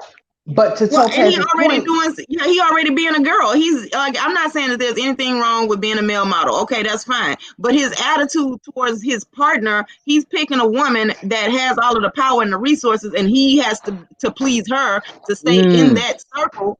So he is the underling in that situation. But that's why I said, to your point, when you choose swag, it's a headache and a bill, because she is funding his self-esteem. And it's a headache because, look, it don't matter how much money you have, you still a woman at the end of the day. And you got a man that fine out there, you like, who is this? I know for a fact. Don't let him take no picture with somebody that you think look better than you. Oh, you going crazy. He gonna be a desperate house husband while you at work. He gonna be letting I guess like the maid or the nanny or somebody go ahead and have a little piece. See, like, I ain't got time for all that. So let me ask y'all this. So y'all, it seems like y'all saying if a woman provide for a man, does that mean he's playing a woman's role, or is he the woman in that relationship? In your opinion? Yes, because think about the reason why women like in the past didn't work. Because back then, before all the modern technology, having a baby, raising kids, and keeping a house took more time. You didn't have time to have a job and do that. And then the thing that you did to help out your husband was he didn't have to spend his day cooking for himself, ironing his clothes, washing his clothes, none of that kind of stuff. He could go to work and focus on his job. So nobody had time to do the other half. So that's why it used to work out that way. So that's how that's like we've seen that. That's all throughout history. Everything in our unconscious and our past memories has told us that that's what's supposed to happen. So therefore, yes, those are the assigned roles. That's the way nature, had it. Now with all of this new technology, things not taking as long, people wanting to realize that they can do both sides and all of that kind of stuff. All of that is getting us further away from how things were made to be. All right, last thing, and I'm gonna let the fellas get in there. So I want to also, because we all squares around here, but I want to get into the street side of the game. So it seems like if we go to the streets, the tricking is the man and the pimping is a woman. If the tricking is providing something for women, he's providing something. But the pimping, he's getting money from the woman to bring him something to the table. She's basically providing for him, giving him everything he need to pay the bills, right? I mean, I said that before, like not on here, not on YouTube, but like in the past, and I got cut smooth out. So I agree with you. That's how I look at it. I don't understand it. I don't get it. But, they seem to think that makes them, the big man on campus, I guess. I don't know. That's why I mean, because that's how I just always look at it. Because a lot of brothers, say the pimping always be celebrated, the players, that type. But the tricks, the man that's providing, he's the sucker, he's the lame, he's pathetic. But I thought a man role once again was to provide for a woman. I don't get, but what you guys got on it, brothers? I'll speak on it because I was a small time one at the time, and women prefer to do things for men because they don't want you to go anywhere and be taken by somebody else. So most of them will tell you that if you got the gift to gab and you got observation, and it's political as well, because they're the ones who form the congressional office. A lot of the political affiliates have pimps when it comes to parties and stuff because they bring the women.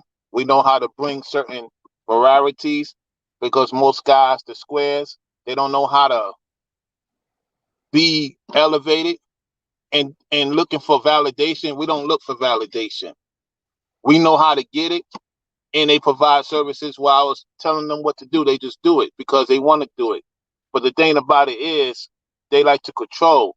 At the end of the day, guys, when you with a woman, she cares for you, she do for you, it's all well and good. But they have that control mechanism comes out every so often, every so unexpected. Because if you observe and know your woman, and let me tell y'all, peep game, if you know your woman more than she know herself, she starts drifting away. And see, so some pimps know something ain't right, and so they check her. And when they check her on her behavior and her observation, whereas a square, he just happy to have somebody. You dig what I'm saying? We don't roll like that. I don't do that no more, but what I'm saying is, at the end of the day, if you don't have respect for the plan that I observe in the landscape that we're going to get involved in, I have some replacements. The square is like, I'm just like, man, I don't know if it's some extra cheese out there, so I'm going to just stay with what I got. And that's why he gets more abused than the peas do. That's all I got to say on that.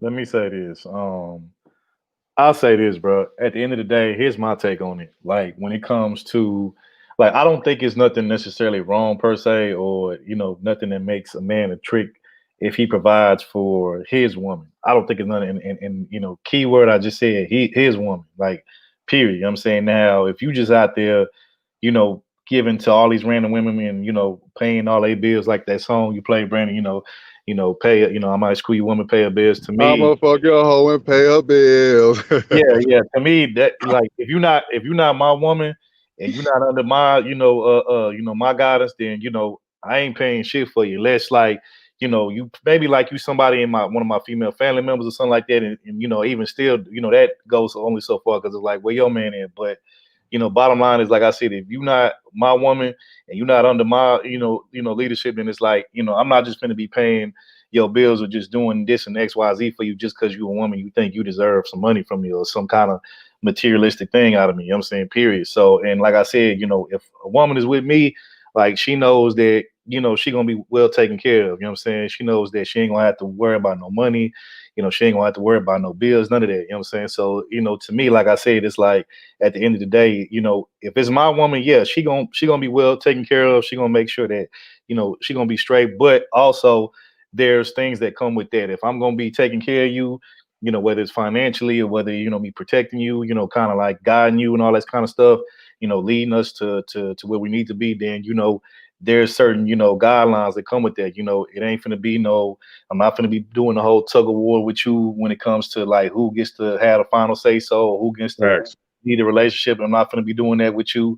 It's not finna be, every time, I make a final decision, like I said, you want to like kind of like undermine my decision. You want to challenge me every time. I'm not going to be doing all of that. And, you're not going to be making me look bad because, it's that old school saying like, a woman is a reflection, a man is a reflection of his woman. So at the end of the day, if, I'm out here, keeping my head clean and all this stuff, and I'm out here doing what I'm supposed to do, and you out here fucking up and doing all this goofy ass shit, then it's like, you're not following my lead, and you're not doing the things that you need to be doing in order for me to keep, doing the things that I need to do for you. You know what I'm saying? So at the end of the day, like I said, woman, if you got a good woman by you and she doing all the things that she need to do, then hey, I don't see nothing wrong with you providing for her, doing things for her. That's what you're supposed to do as a man. You're supposed to do that. You're supposed to protect her. But again, as long as she stays within that, that those guidelines, and she not, out here,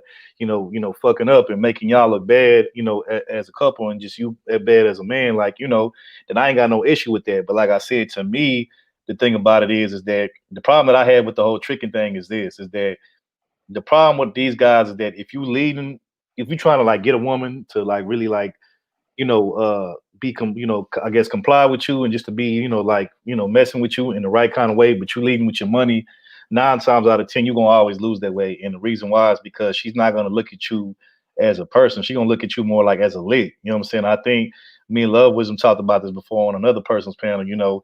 At the end of the day, it's nothing wrong with saying, hey, I'm a productive man. I have this, there's nothing wrong with that, but you shouldn't be leading with that because at the end of the day, it's a lot of women out here that's opportunist, money hungry, and they will take you as a sucker for that. And and if you don't have nothing else to I guess provide them besides just your money, what I'm saying, and your materialistic things, then hey, like I said, you're gonna get hit for a lick, and gonna get used, and then you're gonna be looking stupid, and then you're gonna be mad while you got hit for a lick. So like I said, ain't nothing wrong with providing nothing to your woman or doing financially for her, but again, the key word is your woman. And then two, like I said, there should be more to you than just what you have, how much you have in the bank, and whatever materialistic things you got. There should be more to you than that, because if you can have money and materialistic things, but if you don't have no morals or no principles to stand on, the money ain't gonna save you from you having a lack of morals or lack of principles. You know what I'm saying? So at the end of the day, you can have money. I mean, for instance, look at all of these famous people who had money, and because they didn't have no discipline, because they didn't have no morals, no kind of like integrity or whatever, they just let people use them, run all over them. And then when they went to being broke, them same people that they was helping out, you see, they just shitted on them. You know what I'm saying? Because they don't have those things no more. And that comes from just being somebody that has money, but you don't know yourself. You don't have any kind of self-actualization of yourself, and you just let people just do whatever because you got money. Like I said, again, money, all money does is put you in a situation to where you can better yourself, your surroundings, and whoever's in your, that's on your team. But at the end of the day, money doesn't make you the person that you are. It's everything else that makes you the person that you are. Money's just gonna, like I said, all money does is show you who you are and intensifies that. So you can have money, but if you don't know yourself on the inside, if you don't know who you are as a person, the money ain't gonna make you find yourself. So that's really all I got to say on that. I want to say one more thing before I go, because I'm gonna get going and get back on the field. Let me just say this real quick. The squares is what's keeping the country going, because the P's have figured out the landscape and they don't put in to BS. What I mean by that is that when you provide for a person that you into, they're supposed to reciprocate by putting in 20% or 30% effort. And what I find out is most squares, when they put in 100%, the woman pulls back and look for me at the time. Case in point, I was dealing with this chick. She was a millionaire, and she had a broker. And I'm a regular worker, making about 100,000 at the time. And so she came to me. She was like, "What's going on?" I said, "What's up? Why you looking at me like that? You want to do something or what?" Straight up. She was like, "What are you talking about?" I said, "I see in your eyes. What do you want to talk about?" She's like, "I want to talk about this situation." I said, "Hold on a second." She want a drink. Get her a drink. Got a drink. Next thing you know, we solidate and we kick it. She got rid of the square. She said, "I like a man that presents a challenge." Most of you guys don't present any challenge, any effort to make a woman do something while you're taking care of business. That's the main problem I have with most men. It's not that you guys getting the women. It's you giving them something to do. And if they don't do it, somebody else is going to get them to do it. And that's why you see them do more better in the 9-to-5s than taking care of you at home. It's a cold world, but it's the truth. I got to keep it raw. Hey, Rollo, before you leave, did you see those two video clips of those dudes going back and forth? They women. Did you see that? Yeah. Okay, let me ask you something. So if let's just say I'm one of those dudes. Like I come up here, I'll be like, man, I get my woman to pay for this. She do this and this. But then somebody show you a video of me crying like that dude he had a little tantrum because his woman didn't give him no money, or the other dude, he was scared because his woman's gonna put him out. What would you say to a dude like that? Who are them type of dudes in your opinion? Are them men or those little boys? They boys. Boys in men's body. It's a lot of pretenders out here, man, and I see it all the time. We see it on YouTube. It's a lot of pretenders. Yes, but the pretenders is the ones who's getting the most support because people enable them. They look, the world looks at you as children, most of you. I said this, it was a video put out. I don't make stuff up. I keep it real as it goes. And when you keep it real and you see things, people going to antagonize your integrity because you're not with those enablers. Man, look, if I wanted to, I could get those enablers to do things for me. If I wanted to go back to the old Rollo. For real, for real. And I'm not that type of person because I'm dealing with the Most High. But real talk, back in the days, I had dudes doing things for me, making sure they drive my woman to where they got to go to, get what they need to come back, and they pay me. Real talk. A lot of these people, they live that life. Well, I'm definitely glad you turned over a new leaf, Rollo. Agreed. God bless you, Rollo. In Rollo. the past, Rollo. That is your past. You are more than your past. Hey, people could change. Third, I was gonna say I agree with everything you said about the tricking side, but I want to ask you on the other side of a dude, like I said, same question to Rollo. A dude, if you see a video of a dude crying, trying to get money, or a woman threatening him to put him out, but that's what gets him to be submissive. Do you think that's a man in your eyes? Hell no, there ain't no man. Like Rollo said, that's a little boy. You know what I'm saying? Like you should never be in no position where, a woman can hold some shit like that over your head, being like on some, it's pretty like on some, like some homosexual type shit to where, and we know that a lot of these type of dudes exist where, they put it down in the bed, the women think they look good or whatever, but, they're not contributing anything while she at work, working hard, busting her ass for them two to pay the bills and bringing home the bacon. He at the house, kicked up, with his feet up, probably smoking some weed or playing, PlayStation or whatever, and, just doing whatever the hell he want to do. They ain't no real man because at the end of the day, if you, get kicked out, and, by a woman and, she holding that shit over your head, like you ain't no man, bro. At the end of the day, you need to figure out what you need to do so that way you don't ever get put in that position ever again. I mean, number one, you shouldn't have been in that position in the first place, but if you do find yourself in that position, hey, make sure you go out there, you get yourself together, get you a job, whatever you need to do, education, whatever, get manage your money, get your own spot, practice, being able to, pay for your own spot, pay for yourself, take care of yourself. That way, you'll never get put in that position. Because let's just keep it real, a lot of women I ain't never really heard too many women say this, but you know, this is the truth. You know, when a woman has that kind of power and authority over you, where she can just kick you out of her shit, and you ain't contributing to nothing. Hey, man, they don't really respect you. They might put up with you or your shit, but they don't really respect you. You know what I'm saying? So, you know, at the end of the day, you know, don't ever get put in that position as a man. You know, you don't want to get put in that position. You want to be the one to dictate and determine who is in your house and who you can tell to get out your house, not the other way around. So, hey, don't find yourself in that position. If you do, hey, get your shit together and get on the fast track to, you know, making sure that you don't ever have that happen to you again, period. And the last thing, I'm gonna let Khadijah come in and give her take. I was gonna say, so my opinion, a man role in 2021, it seems like, well, for me, this is my opinion. The tricking and the pimping are both men, in my opinion. If a trick tells you that, hey, I just want to wham bam and leave the money on the dresser for you, that's it, nothing else. He come as he is. He let you know what he is, the truth. He coming at you with the truth. That's what a man is, telling the truth. Same thing with a pimp. Hey, I don't provide nothing for you. I'm not going to pay nothing for you. You're going to provide for me and my lifestyle. He come at you like this. That's why I always say it's the woman's choice. What do the woman want? I can't get mad at the pimping or the tricking, in my opinion, because they both are the truth. They both telling the woman who they are, and they choose whoever they want, the provider or the man that's going to, I guess, give them game or sexually, you know, satisfy them. But Khadijah, you got it. She there? Sorry, I was putting my lip gloss on. Anyway. Oh, were you doing that for your boo Brandon? That's so cute. Khadijah. I know. I think she get dressed. She don't want you to see her without her lip gloss popping. That's nice, Brandon. Yeah, that's exactly what I'm doing.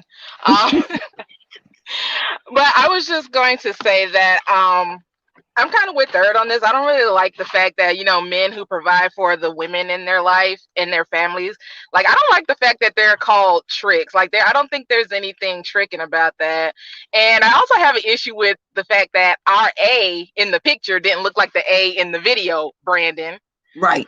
But I mean, I'm with Topaz too. Like, I feel like you should be able to do both, not most, but both, because it's like, I don't really expect, you know, you can't really expect a decent woman can't expect a man who can barely take care of himself to take care of her.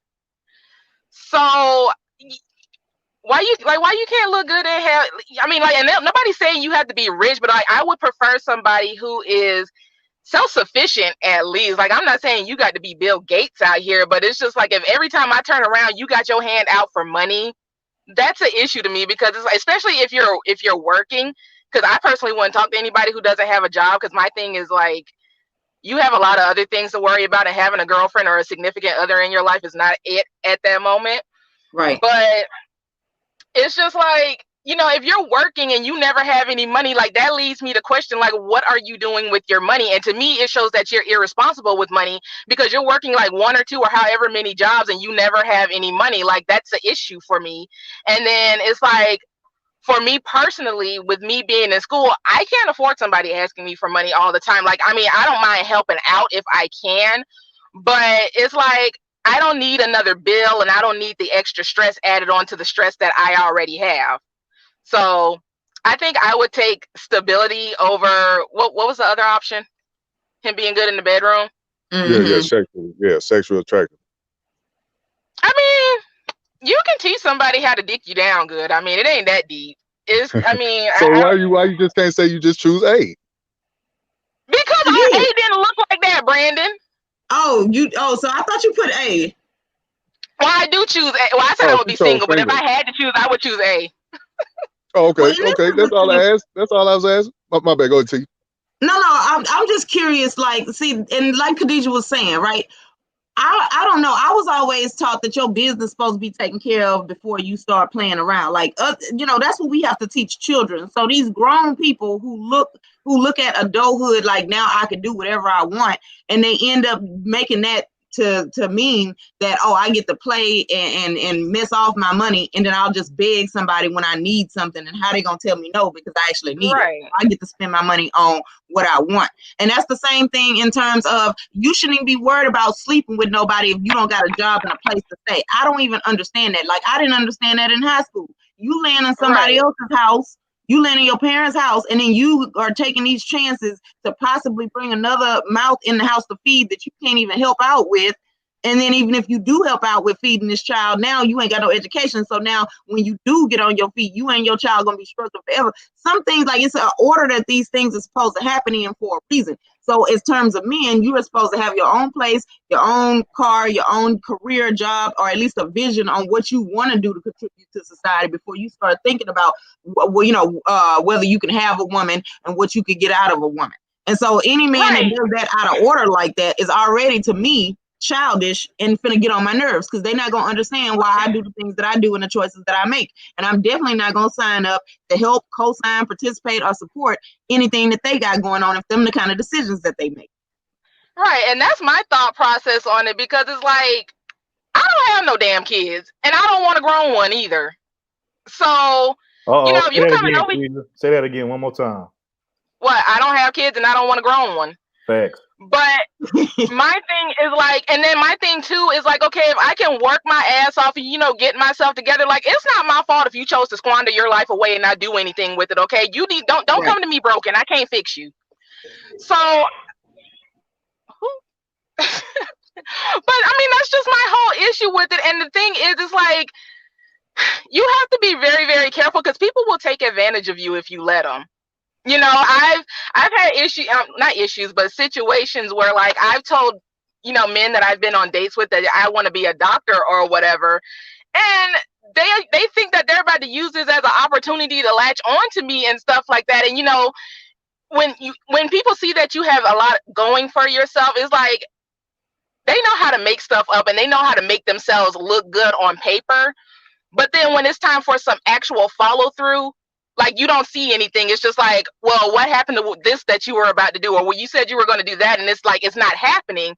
And it's like, I've cut men off for that before, because it's just like, I may not say anything, but please understand, I'm paying attention to it. So if the end of the year get here and I don't like your year-end review and you don't hear from me in like a week or so, just know you cut off. Because it's like, well, it also sounds like what you're saying is, you're trying to find a guy that looks good and got stability. He got security for you. But this is my thing. It ain't gonna happen like that. Sometimes you gotta drop one for the other. You gotta sacrifice. Okay, so we're not saying that he have to have 0% body fat, Brandon.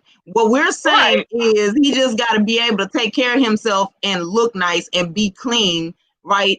Like, I don't think that's too much. You're supposed to be doing that anyway, because where are you going to work? And you're gonna show up, Wait. Who said Al Roker's not clean though? Who said Al Roker's not clean? That man got a beautiful wife. I'm adding that in there in case anybody come up here, with just picking out stuff. But like, I mean, I wouldn't want to date. First of all, Al Roker's too old for me. Let's just put that out there, right? How old is Al Roker? Come on. That is part of it, Brandon, because that's you want them old wrinkly hands running down your body. I'm good. Nope. Hold on. That's him. I think he's like 40 or 30 in that picture, if I'm not mistaken. That was back in 95. Yeah, but in 95, I was 14. So I think I'm talking about the age you at now. I'm talking about you crazy. No, so you can't know, Brandon. How you just gonna fold over time lapses like that? No. Right, you what I mean, add shit on to the situation. You don't get to do that. I want to add one more. You gonna bend time? Just try to. Go ahead, Third. Go ahead, Third. You got it, Third. Memphis logic, Topaz. I want to add one more thing to this conversation that we're having on this topic. So here's the thing. When it comes to men and women, right? Like, here's the thing, and I got to give shout out to RIP to Marlon Brando, the guy who played the Godfather, the father in the movie. There was a line that he said in that movie that like really stuck with me, and it just like it just rung bells to me. He said men and he said women and kids can afford to be careless. Men cannot afford to be careless, and I felt him on that, because at the end of the day, let's just be honest. As a man, it don't matter if you out here trying to do your best, or whatever, if you coming up short, nobody really has any sympathy or any kind of, nobody feels sorry for you as a man, when you're out here on your own, when you grown, when you're 18 or older, nobody, cares, you know what I'm saying? You pretty much out here on your own, you're doing your thing, you're trying to, get to that next level, it's a lonely road and it's a hard road, you know what I'm saying? Versus, a woman, she may, be the first person to get some help, even if she's struggling, because, let's keep it real, society just has more sympathy for women, sympathy for men. I mean, women. Yep. Yeah. So, if a man is out on the street, you know, 9 times out of 10, he gonna stay out there on the street till he make a way that he's not on the street no more. I mean, he might get lucky, he might get a family member, a friend, or something to take him in, or whatever, to get till he get back up on his feet. And if you do get one of those opportunities, don't get comfortable with that. You know, make sure you take that situation for what it is, and you get up on your feet and you get up out of there and you get your own spot. But I'm just saying, for the most part, like I said, women have, you know, if they fall off, you know, on their own, they got other things, you know, other safety nets to catch them. You know what I'm saying? You know, they got family members that's quick to, you know, let them in, you know, versus, like I said, a man, you know, you kind of like, man, you kind of just got to, you know, do things on your own. You know, some people got to sleep, you know, outside, you know, in the park or whatever. Some people got to sleep in their car. You know what I'm saying? You know, whatever it is you got to do, hey, man, just do what you got to do. You know, go through those little hardships, those hard times, and make sure you come out of it, you know, on the other end clean. You know what I'm saying? But, you know, like I said, nobody cares what a lot of men go through, you know, compared to women. And, you know, we don't get that same, you know, luxury or sympathy that, you know, women get. So at the end of the day, you know, it's up to you to, you know, to really just, you know, make your own situation better for yourself. Don't be looking to let other people, you know, get you out of your own situation, period. Well, okay, let me say this real quick. 2 things. One, so I don't know if it's sympathy when it comes to women. The expectation is that women would be doing something else that would prevent them from being able to hold like a full-time job and all that kind of stuff. So if you ever like pay attention to the way things look now, if a woman don't have no children, or either if her children are old enough to be in school and then she laying up on somebody's couch, people don't really have a lot of, you know, acceptance of that either. You know, they like, okay, well, you could be doing something. So in the past, when that used to be true, the expectation was that she either was rearing kids, she was pregnant, and we need to make sure that the baby get here healthy or whatever. But nowadays, that's out the window. That's why these women out here, like, we shame each other, you know, and I'm including me in this, even though I don't actually say it. But women shame one another about not getting the bag. If you ain't got a man to do it for you, you are now expected to get up off your butt and go get it yourself, because I'm not your man, so I'm not going to take care of you. Right. The second thing is that with men, like, okay, so look at what we talked about earlier with one friend paying the way of another friend, and then that friend is taking his own sweet time to pay the money back. So if you as a grown man, you know that this guy paid $20,000 for you, you did something crazy, and then somebody else had to pay a $20,000 bill. I shouldn't be seeing you partying. You shouldn't be having no free time. You need to be out there trying to figure out some type of way to pay me back. Right. So that you can own your own life again. Because right now, I'm the one that saved it until you pay me back. And that way, it makes it a loan.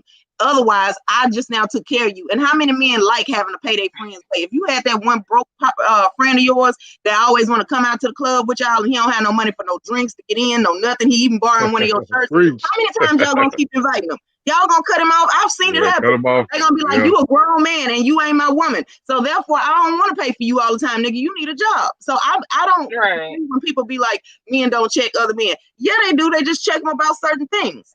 And to be honest with you, that's important too, because if a man is out there working and looking for a job, he ain't got time to be looking for or causing no other fuckery in the community. So if that's what they gonna check other men on, then that's cool, because then it stops them from being able to do the dumb shit that we don't like. Right. And it's like, I get things happen, but it's like, I don't think just because I'm expecting you to be an adult and pull your weight, like, I get things happen, because things have happened to me too, where it's like I haven't always had like the money that I have. I'm not rich, but like I'm good.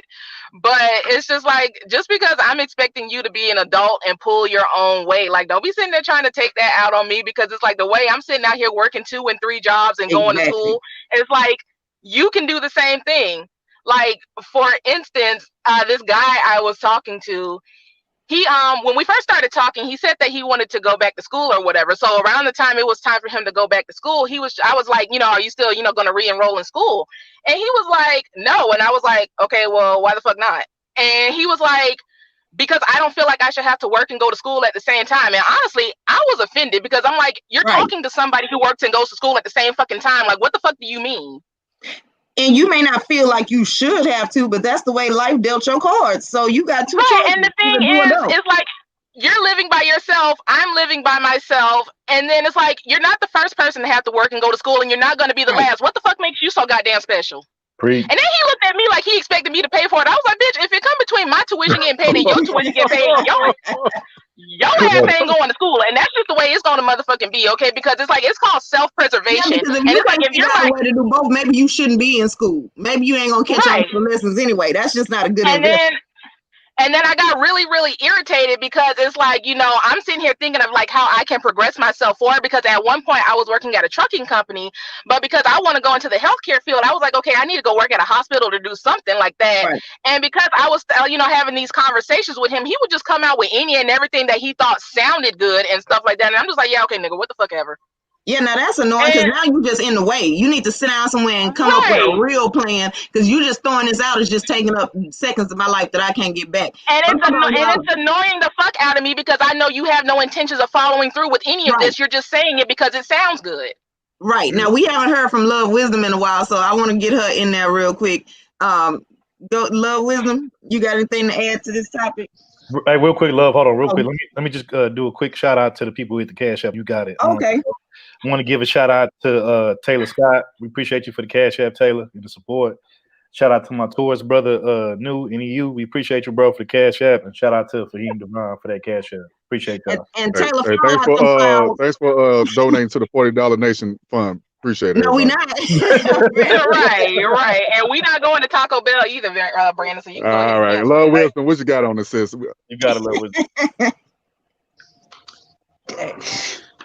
It's simple for me. I'm the type of person to tell you, get the fuck out my face and go about my business. Like, if I'm out here grinding, so should you. Like, that's just how I am. I've always been that way.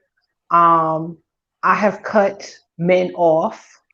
I have told men, get the fuck out my face because you lack ambition. Get out of here. Like, tell it to a bitch that care. Like, I don't like to be a cold person, but I think sometimes you gotta be cold out here because it's a cold world. Like, I've seen my friends get taken advantage of with these dudes, and I just be like, I don't know how you deal, but that can't come to my door. Like, look, I'm getting a certification right now to be a CCS, and in the medical field. I ain't got time to be trifling with no nigga with no ambition. I don't have no time for that. Like, hey, go. Shout out to all my my medical family in the building. Shout out to you. You know what I'm saying? Khadijah, I know you work in the medical field. I do. Shout out to Mika B. I think she work in the medical field. Shout out to all my medical field people. All essential workers. Working through this little pandemic right now. So shout out to y'all. But you got it, Love Wisdom. You got it. Appreciate it. Like, look.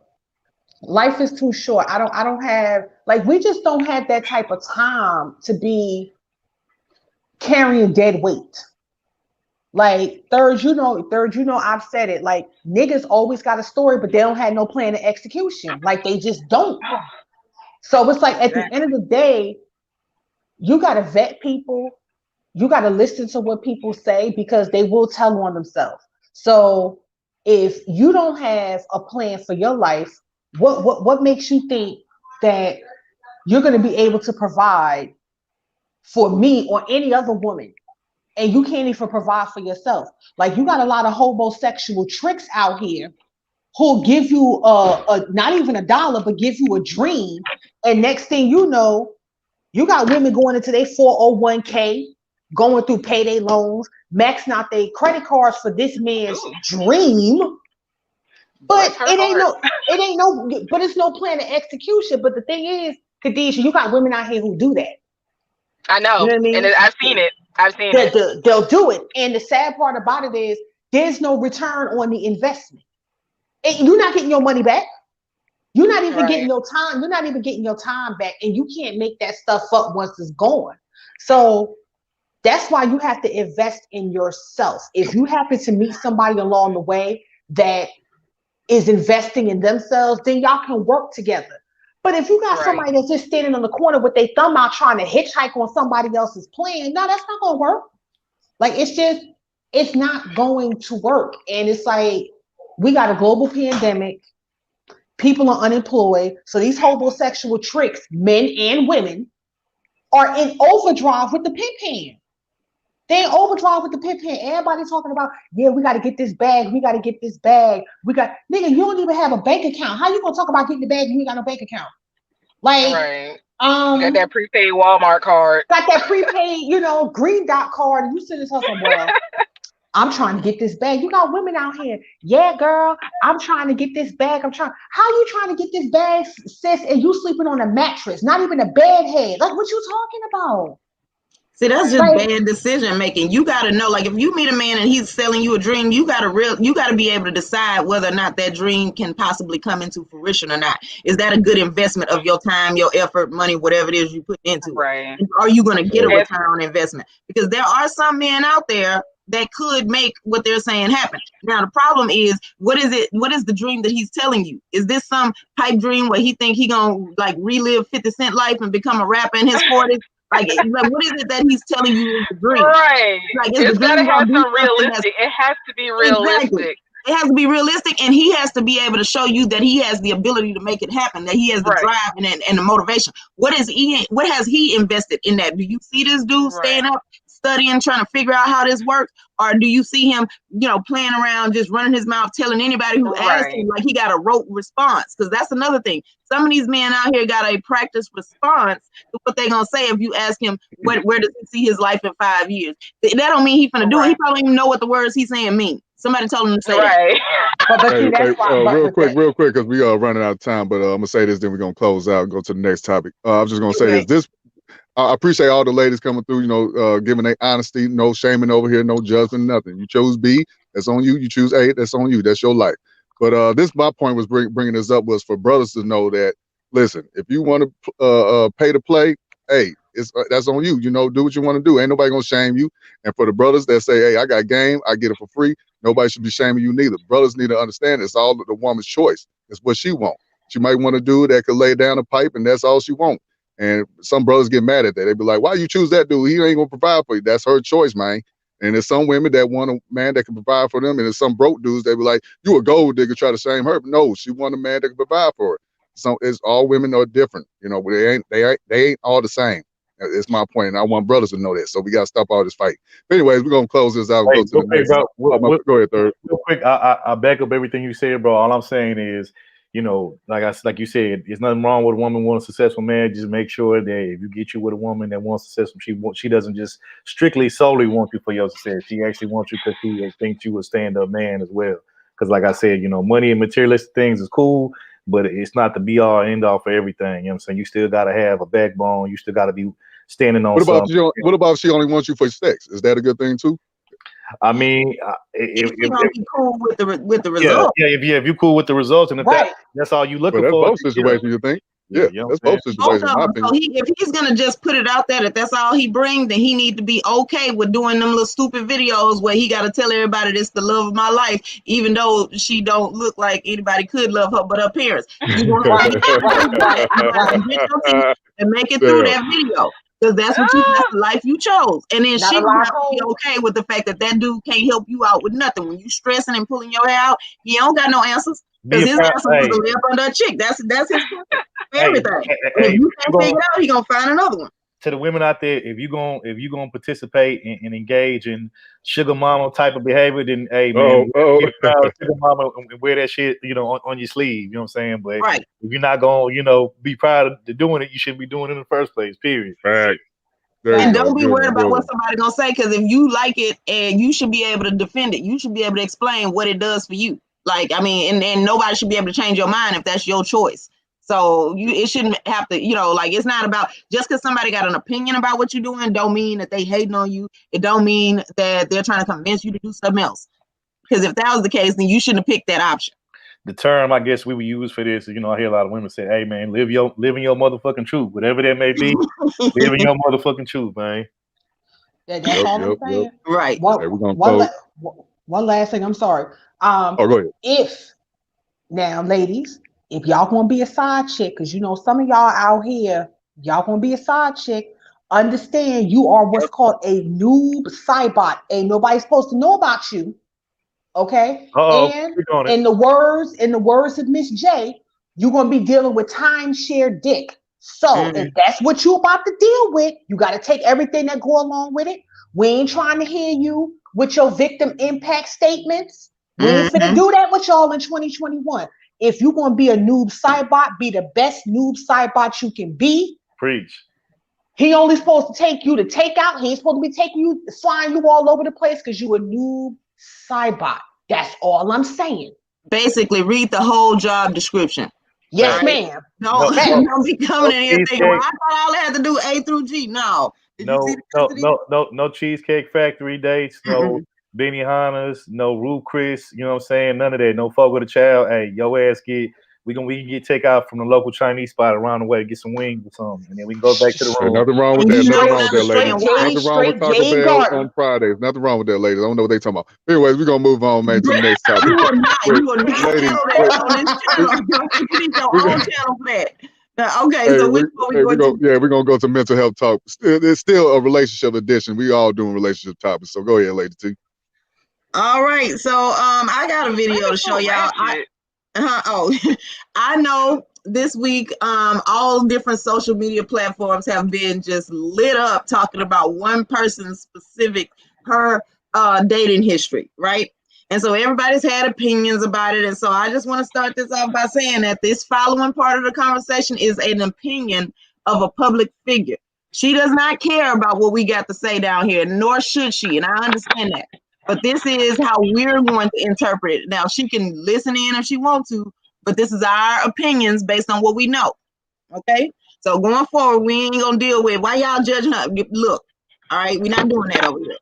So, with that being said, let me just play this clip for y'all real quick. And tell me if you recognize the individual that they're referring to.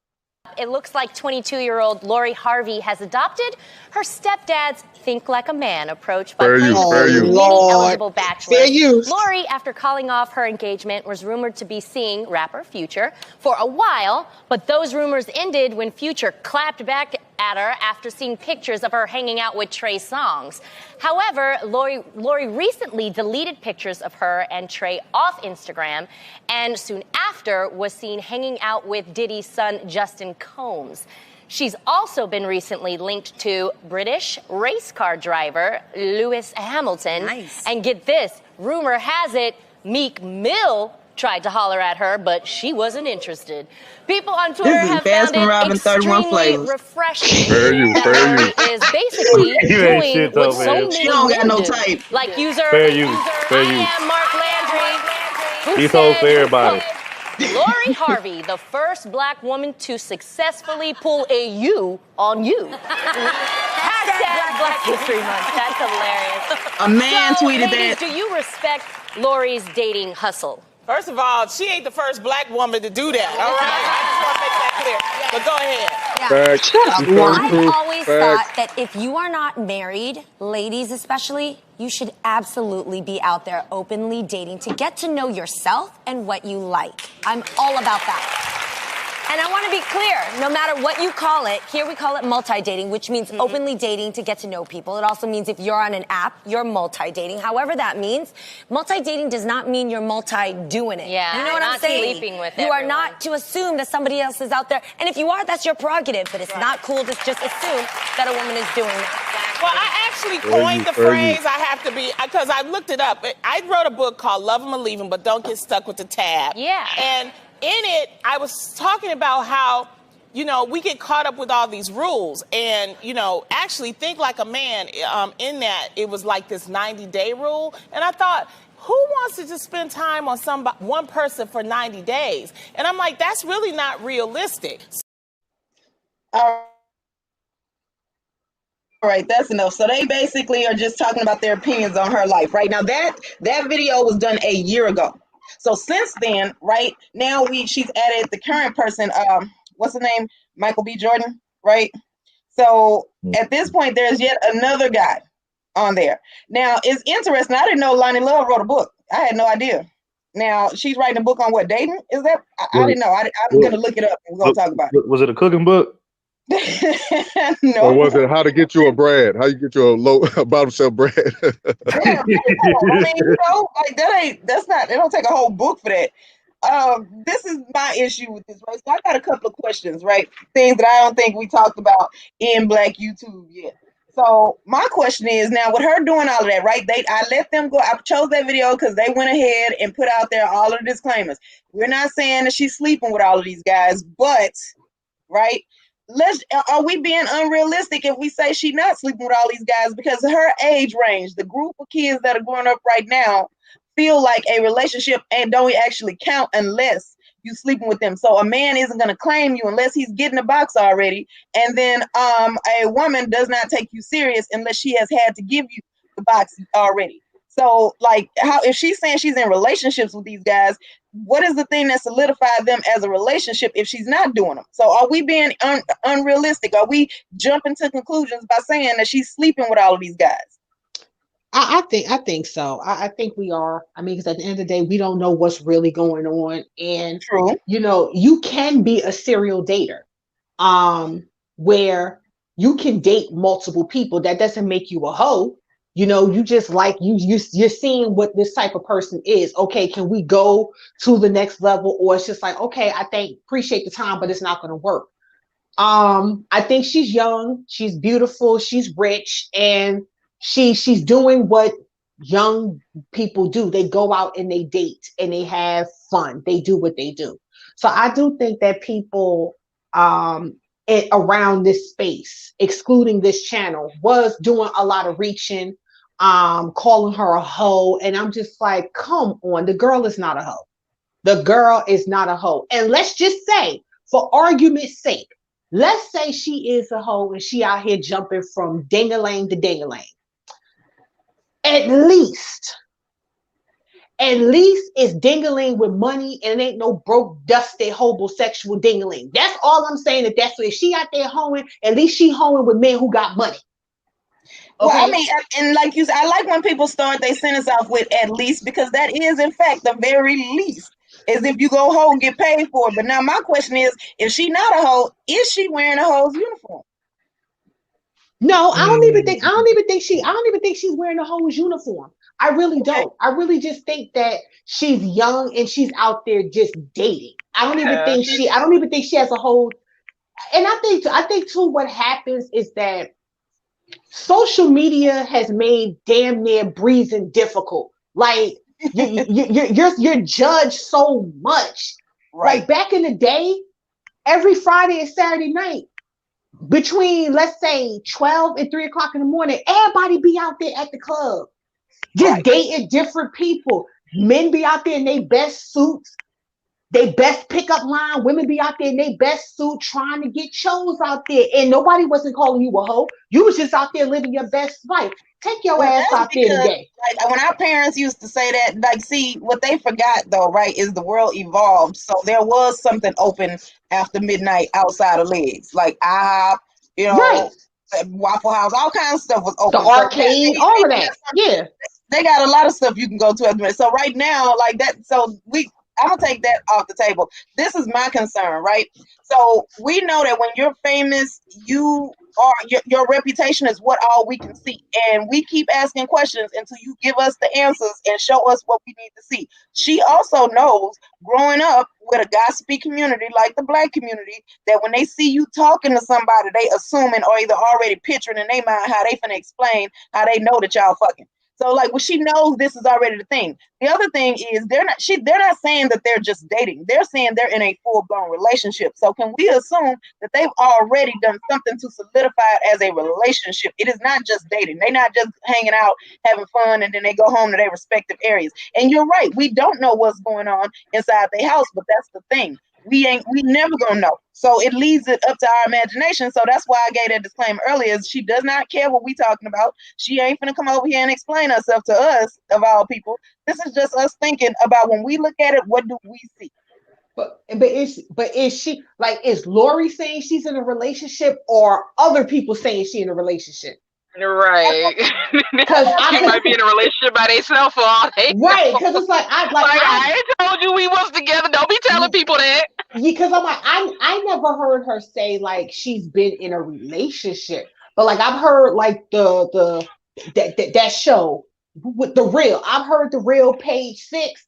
They're saying she in a relationship with these people, but she's not even saying that. And even the dudes that she's, alleged to be in a relationship with, they haven't even said nothing. So that's why I'm like, we don't know. It could be, she just could be a serial dater. True. She could be just dating, and I don't know if him or her actually said that they were in a relationship. They could be just hanging out. But now my question to y'all is, as women, when we have a homeboy or somebody that's just our friend and we just cool with them, when we take pictures with them, and if anybody say, "Oh, that's your new man now," don't we jump out there and say, "No, this is my homeboy"? And the reason we do that is because we want dudes to know, "Hey, listen, I'm still available to date," and then we want the chicks to know that, "Hey, he can still date you. This is platonic. Ain't nothing." Like, we stop that when it's not the truth. It just falls out of you.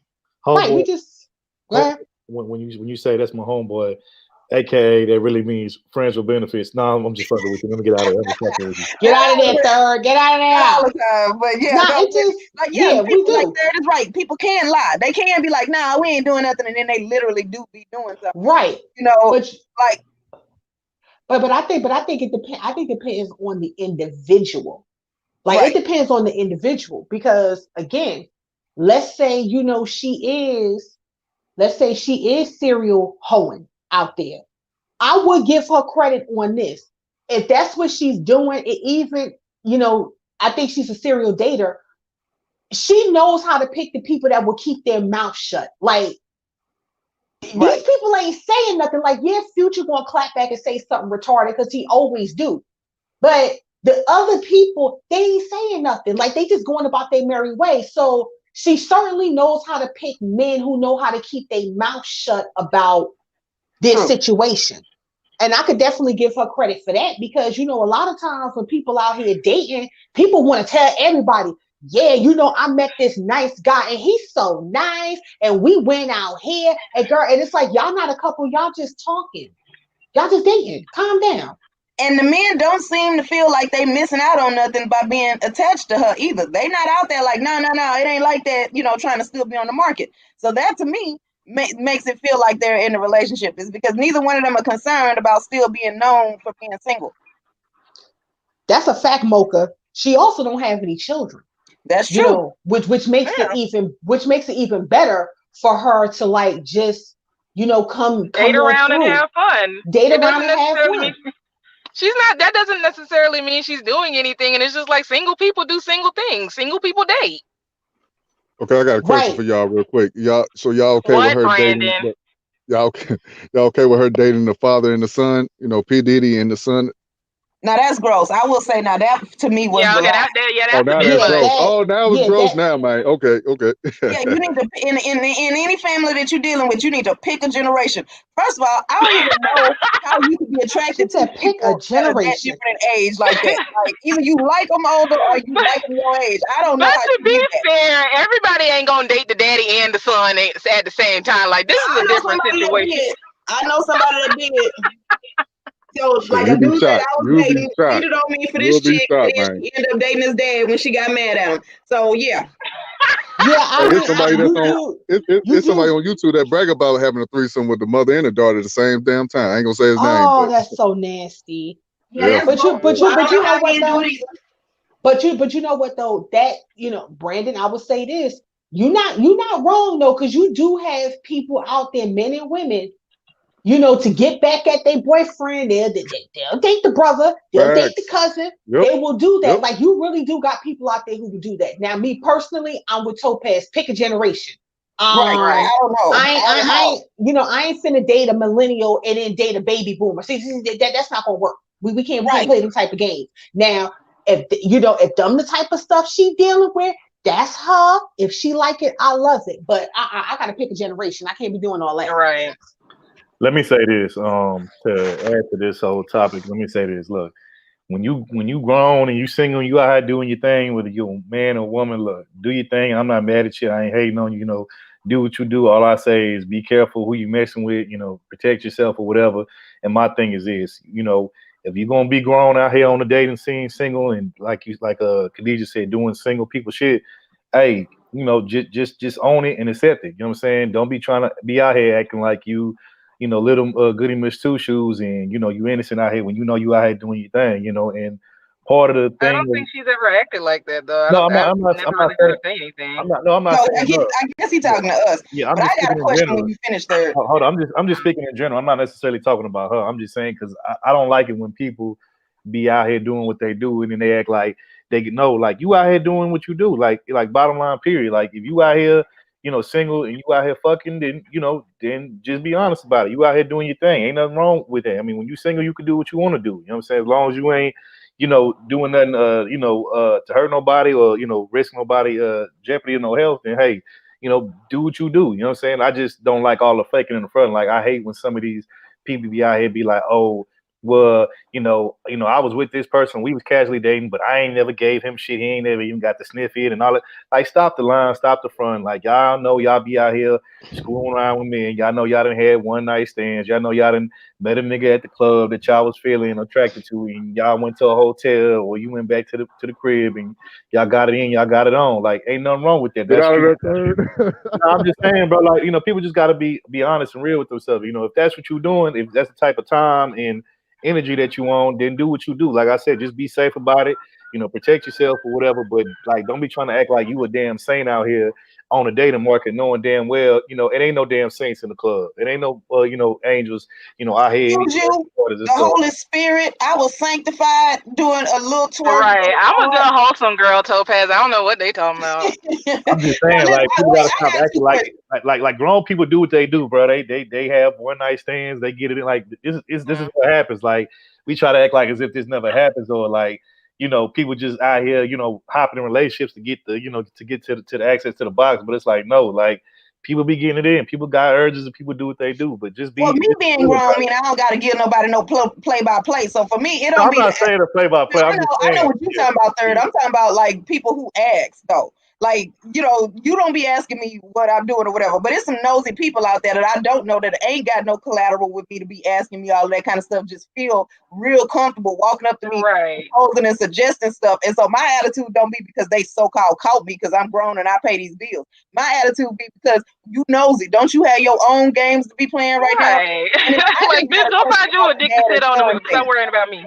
Right. And my question about the dad and son thing is, so like, isn't that awkward? Because she dated the son first. So if he was complaining about anything in his childhood, then you date the dad. Does that mean that now you sitting there with him talking about, oh yeah, he was bad as hell. All that shit he told me was a lie. I can't believe I believed him. Like, don't that do something to your thought process? Like, I just feel like that's just so wrong on so many levels. Which one do you agree with? Some people know how to compartmentalize. Right. Some people know how to do that. Some people just like, I ain't with you no more. I'm with daddy right now. So whatever you and I dealt with, fuck all that. I'm with daddy right now. I mean, some people really know how to do that. I mean, it's strange and it's amazing how we as humans, we actually operate. Hey, I ain't with you no more. Get out of here. I'm with your papa. Your papa got more money. Shit, he own you. Right. You see me with your daddy. Mind your business. No, you said granddaddy last time. Now you saying daddy. You messing around with people, granddaddy. Brandon, why you always paying attention? You know what? I'm not about to argue with you. Never mind. Yeah, hey, Brandon, how you doing? I'm doing great. But hey, well, let me ask y'all this real quick though. Another thing I like about Lori though, I don't think anybody mentioned this. Like, well, somebody did say she don't have kids, but she did practice, safe sex. If she was out there having sex, she was responsible. Pump and dump responsibly. She didn't dodge. Wait. She didn't dodge the bullet with Future. Future, as soon as he touched a female, she get pregnant. I don't know how that happened. Shout out to her, man. She passed. She dodged the bullet. So hey, I ain't got no problem with Shawty. But I do except for her dating P. Diddy and the son. That was kind of weird. I don't know why she do that. But you know, Brandon, that's a good point though, Brandon. Let's just say that she is just a serial dater. She's not out there having sex. Like, she's being responsible. And I think people forget that you can actually date somebody and not fuck them. Like, I know that right now in the dating field, men be getting pussy off of a $13 IHOP meal. Okay, we know that. But we also, you know what I'm saying? We also know that there's people. We also know that there's people out there who date and they don't have sex. And what annoys me with people is that, damn, I gotta be fucking too. Like, I just can't be out on a date and just having a good time. You know what I'm saying? And be like, okay, you know what? Well, let's plan for the next day. Or, take care and block them out my phone. You understand what I'm saying? It's like, I can't just be dating and having a good time. Why I gotta be spread eagle all the time? Like I think because I'm paying. Whatever, but that is a turn off. And then my thing is like, if you so quick to try and fuck on the first date, what the fuck do you have that you trying to give to me? Because that's my first thing going through my mind. Yeah, why is Like, this what so do you- imperative? I'm feeding you. I'm wasting my gas. I'm listening to your problems all day. I need something to relieve Why is from. she talking about her problems on a date? Right. Khadijah, If you're going on a first date with somebody and the first thing she brings to the table is her problems, you need to run because that's a red flag. Khadijah, Brandon That's a trying good to point. give That's a you good point. he's trying to give you some good old TLC and some true black love. Brandon just trying to give somebody some pipe, okay? Brandon need to stop being so ratchet. Look, this ain't about me. This is about Lori Harvey. So, but I will say he's gonna go out and try it's to be about her Lori little fast tail. I will say this though. I do agree. I do agree with Khadijah. If you go on a date and you have a woman telling you all of her problems on the first date, ladies, don't ever do that. Because what he gonna do is I'm gonna break her with some dick to handle all them problems. Don't be telling. Yeah, they think that's the answer to everything. Oh my God. But you know what? No, but you know what though? Sometimes women be opening themselves at, don't be telling no man you don't know your problems, because the first thing he gonna be like, oh, I'm gonna cure this with some dick. All she needs is some dick in her life. Because one thing I will give men credit for, men are quick of study. Yes, men know what? And men don't listen to nothing else. Men can smell vulnerable pussy a mile away. He just want to sit there and listen to all your problems. Like, yeah, they gonna listen to all your problems, fuck you, and send you on about your damn way. Yeah, he fucked up for real. He ain't take care of the kids. Then he gonna sit there and touch you and make you feel good about yourself. And next thing you know, he riding on high. Like, gotcha. That's I'm like, don't be telling these dudes your problems. Yeah, girl, why don't you come over here with daddy? You know. They do like that though. Make sure I relieve you all your worries, all your stress. Yeah. Where's Taylor Scott? Is this what Durr did to you, Taylor Scott? It's all right. Tell us. Let us know, man. Come on back to the house and you know, worry about the wrong thing. Make yourself comfortable. You know, you can, spread your legs out on my leather couch and, just chill and be all. That's different right there, man. That's how we But then the thing too is like, if I'm on a first date, I can't believe you. If I'm on a first date and I'm trying to enjoy your time in your company, I don't want to hear about your problems on the first date. Can you save that until we're in an established relationship or something? Like, damn, your problem's that damn bad. You can't wait till after the first date. Right. Like, I'm not Ricky Lake. Don't come to me. The problems are. Otherwise, you should have stayed at home till you figured that out. Right. Like, nigga, we supposed to be out here having fun. Why is you crying at the dinner table?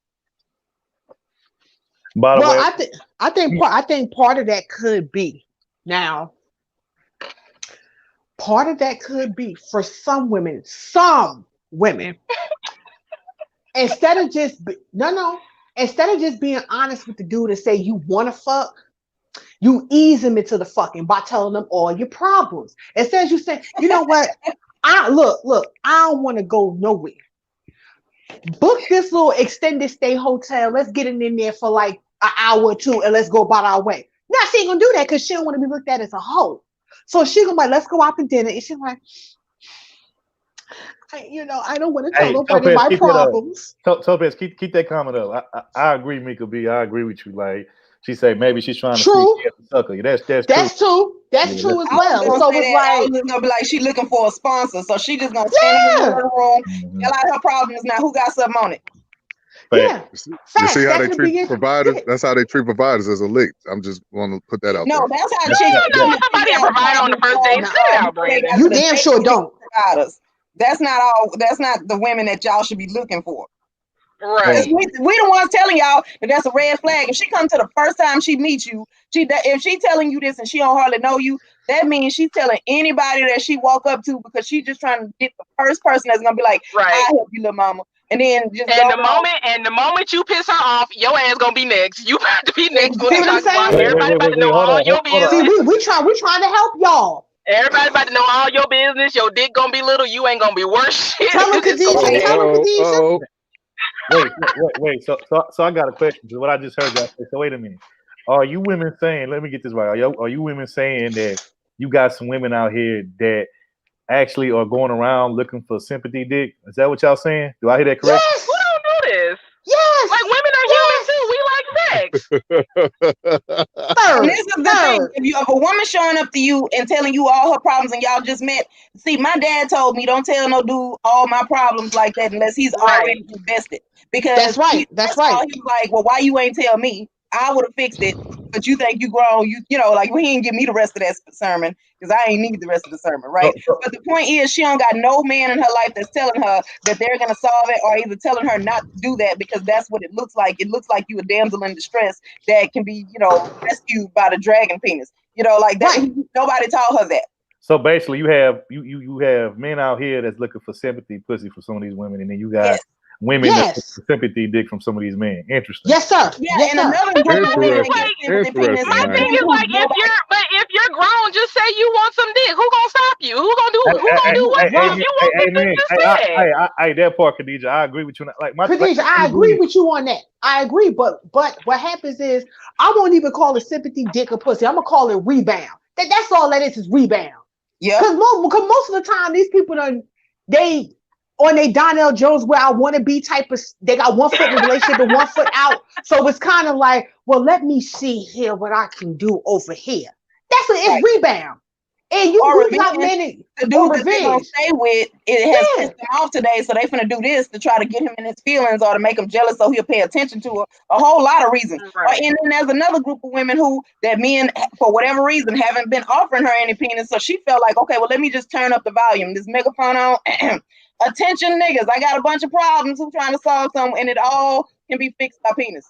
And then niggas just run over that because they think they didn't hit a lick. They think they hit right because let's keep it real. The thirst trapping is not as lucrative like it used to be. You know, because some of these dudes have pussy has flooded the market, and some of these dudes done got hit to game with these women. So it's like you got to find a different way to get that dick through. Got to find a different way because the thirst trap ain't working. Now they did a report. All these women selling news on OnlyFans, they ain't hitting no lick. So now you got to find another way to get the dick. Now I got to tell you all my problems. The upfront approach usually works because I've never really met too many dudes who just be like, you know, if you just be like, you know, I want to come sit on your dick. It's one of them nights, you know, I done had to work all day. You know, I ain't really got no man in my life right now. I just want to come sit on your dick right now. Can you know, you down or not? I got a question. The upfront approach usually works. Let me say this, man. I gotta give shout out to people. So first off, since what y'all just said about, you know, sometimes, you just got to be honest with each other and say, you know, hey man, I just need a little fix. I just need some, you know, and you know, shout out to Summer Walker. She said it best. She said, I just need some D. You know what I'm saying? And, that's all. Yeah, you know, it be like that sometimes. And look, to add to Khadijah's point, you know, I got to give a salute and shout out to ARC Alan Roger Curry when he said the whole Mo 1 thing. Like I actually, my thing is this. Like again, we all grown here. Ain't nobody no little kids. You know, we ain't getting chaperoned here. Like we all grown. We know what we doing. And my thing is this. You know, when you out here on the scene, bro, like be honest about what it is you're trying to do with these women because 9 times out of 10, you'll be shocked and surprised. You know what your answer might be. A lot of guys, you know, they don't want to be honest with these women and say, hey, you know, all I'm just looking for is just a little one night stand or just, you know, a little casual little fling or whatever because they think the women gonna reject them or whatever. But you'd be shocked about how far honesty gets you. Exactly. That's exactly where I was going with it. Yes. You know, when I was out there on the scene, you know, there's been times where I've, you know, told women like, you know, man, I ain't really looking for nothing serious. All I just wanted to have a good time and, you know, see where it's going, you know, after tonight. And, you know, they was with it, you know what I'm saying? And they like, oh, that's what I want too. So cool. You know what I'm saying?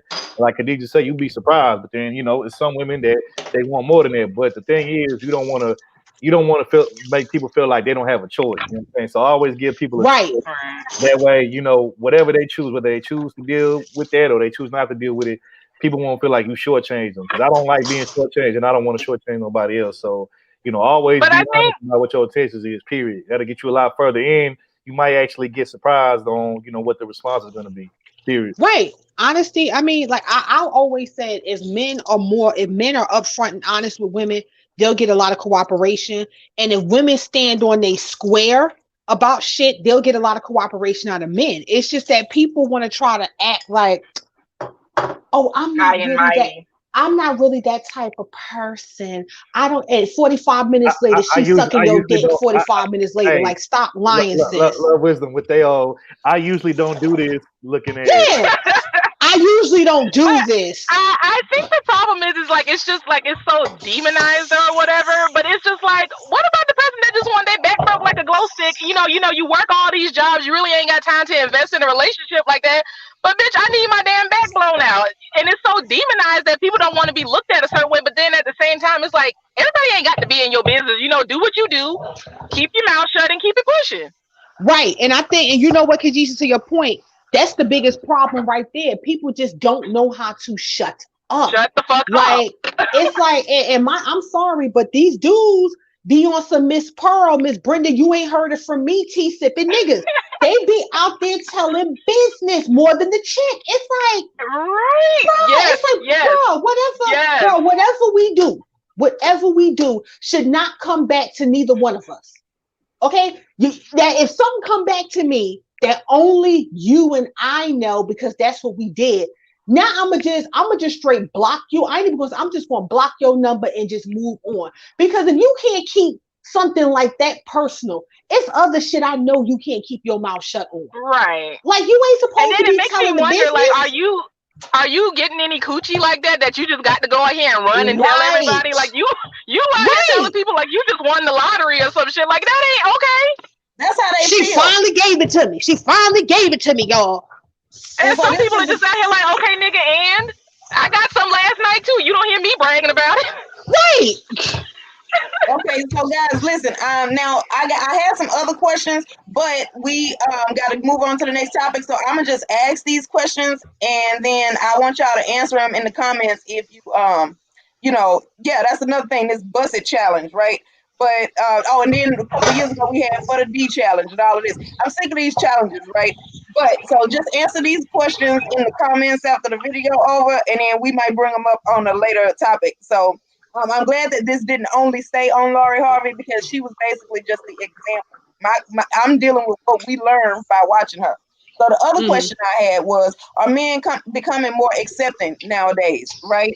Like, is it the fact that she has the money? Is it because she's beautiful? Or does it need to be a combination of both as to why she still has guys lined up to still date her? Because let's be real, in the past, the way men used to talk, is that if I even see you with a whole bunch of dudes, I don't know whether you did it. Them niggas can come up to me and tell me you did, and what proof do I have that you don't? So, oh well, I'm not taking a chance.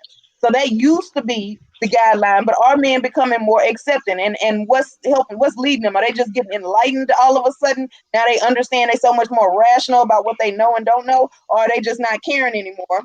And then the other question is, what about the rest of her life? How come we only hear about everybody making a big deal about her dating history? Does she not do anything else in her life that's noteworthy? And that's not fair to her if she does have other things going on, because I'm sure she want to talk about those. If she didn't put it out there, this is what the media is catching on to. And so why do we as a society only want to focus on that? Why is that all we think about? Why is that all we talk about? We don't got nothing else that we need to accomplish other than who's dating and who's fucking who?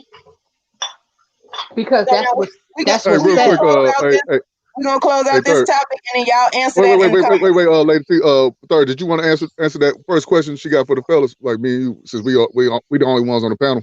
Repeat it again, Topaz, my bad. The one I typed. Oh, are y'all tired of y'all social media being flooded with ass shots? Oh, we tired with. No, the deal breaker question. Yeah, so are men becoming more accepting? Is it because she's beautiful? Is it because she has money? Or does it need to be a combination? What's making it okay for men to see all of these different men with her? Because, in the past, men used to be like, nah, I don't know whether you did or not. And so I don't really, I can't prove you didn't. So, oh, well, I'm just going to assume you did. Well, you want to answer that, Third? Yeah, I answer like this. All right, let's get it then. So for me, I say this again.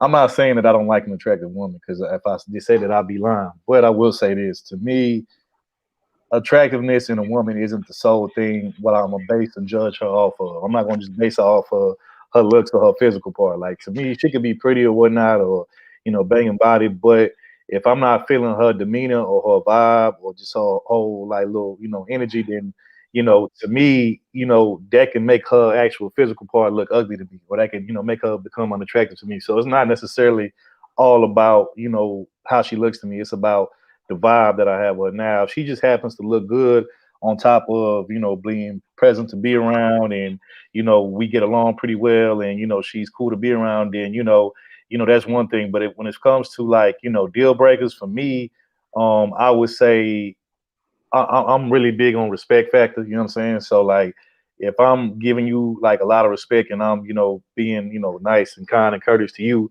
and I'm not, being on no fuck shit with you, then I expect you to be the same way with me. You know what I'm saying? And if I feel like you're not being that same with me, then, you know, that's one of my deal breakers for me. You know what I'm saying? Also, if I feel like, you know, I'm talking to you, I'm telling you something, you know, I feel like that can, that can be beneficial towards you or to the both of us, and I feel like you're not hearing me, you constantly like just, over talking me, or you constantly like trying to like go tit for tat with me, then to me, that's another deal breaker. Because it's like, if I can't teach you anything, I can't, give you any knowledge and stuff like that, and it's like, what the hell could I do with you? You know what I'm saying? So that's probably be like another deal breaker for me. I would also say another deal breaker for me would be, you know, like I said, I don't want to do the whole tug of war thing with you over who's gonna lead us well. You know what I'm saying? I'm not gonna be doing that with you. If you want to be the leader, then you can lead by yourself. You know what I'm saying? Because I'm not gonna be doing the whole tug of war thing with you. So, if you allow me to, to lead us to where we need to be at, you know what I'm saying? And, you put trust and faith in me to do that, knowing that I ain't going to steer us off course, then, we all good. You know what I'm saying? But if you want to wear the big boy pants and, you trying to argue with me and back and forth and all that shit over, who get the lead, and hey, you can do it by yourself. You go your way, I go mine, period. But I would say those would be my main 3 deal breakers right there. You know what I'm saying? Well, real quick, I agree with everything Third said about the 3. I ain't gonna do 3. I'm just gonna talk about Lori real quick. The reason why those brothers choosing her, number one, there's nobody even coming out saying I hit Lori, I smashed Lori. Like, you look at Kim Kardashian, everybody came out and said I hit it first, nigga, I hit it third, I hit it fourth.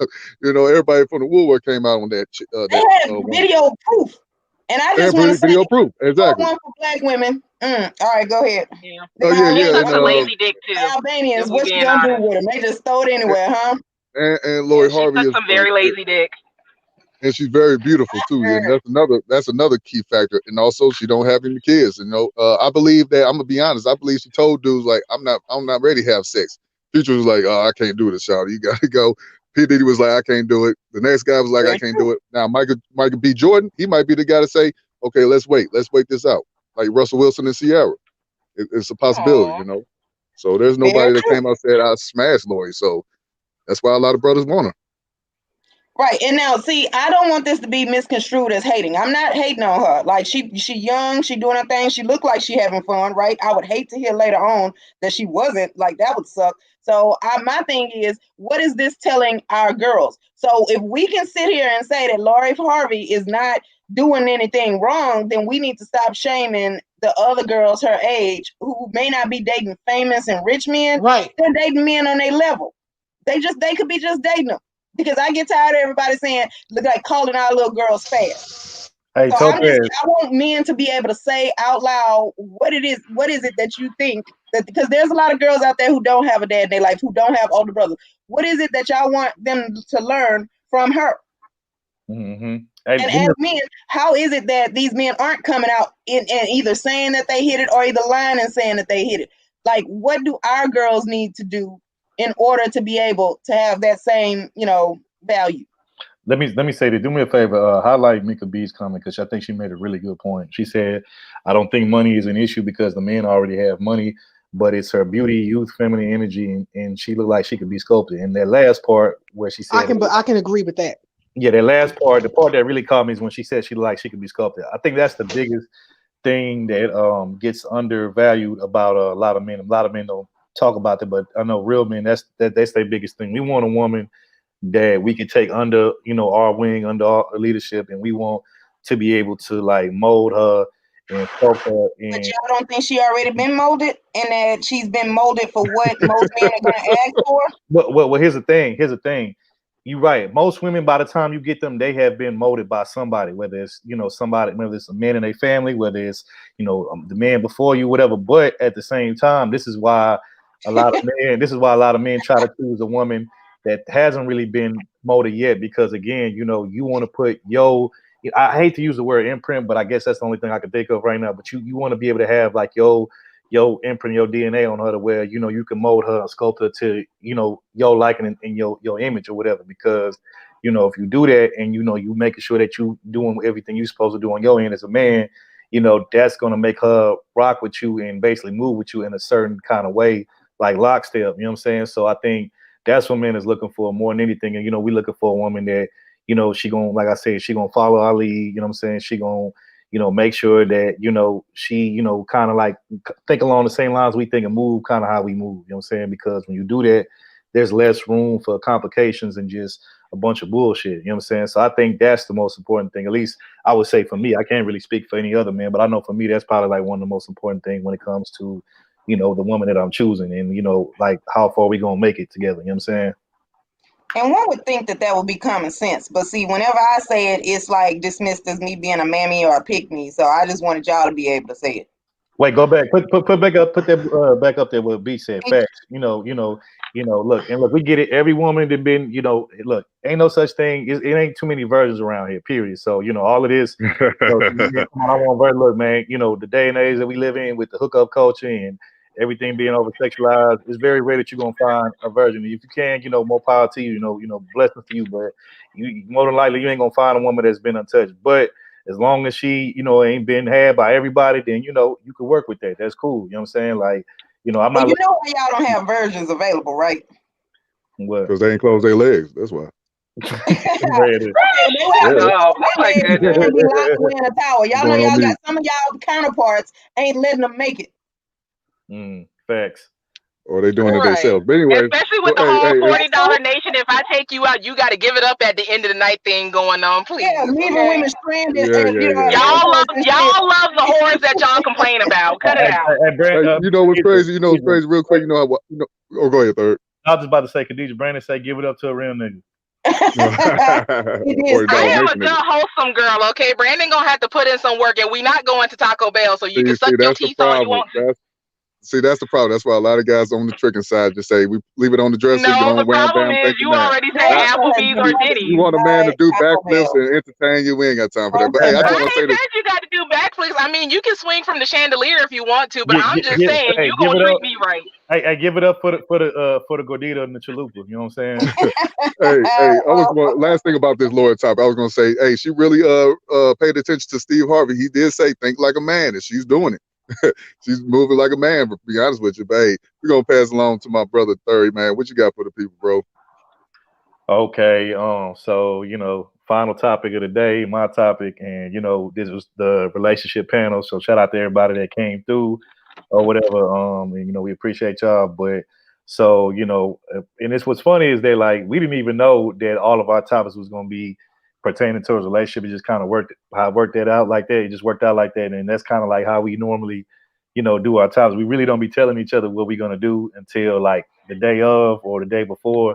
And it just so happens that whatever we talking about, whatever our topics is, they all kind of align with one another. But since we on relationships topics today, y'all ready for next month. Yeah, what I would want to know is would you tell, you know, your friend or your family member, if you knew that they significant other, you know, whatever the title that they had, would you tell them if they significant other was cheating on them and you knew about it? Would you tell them?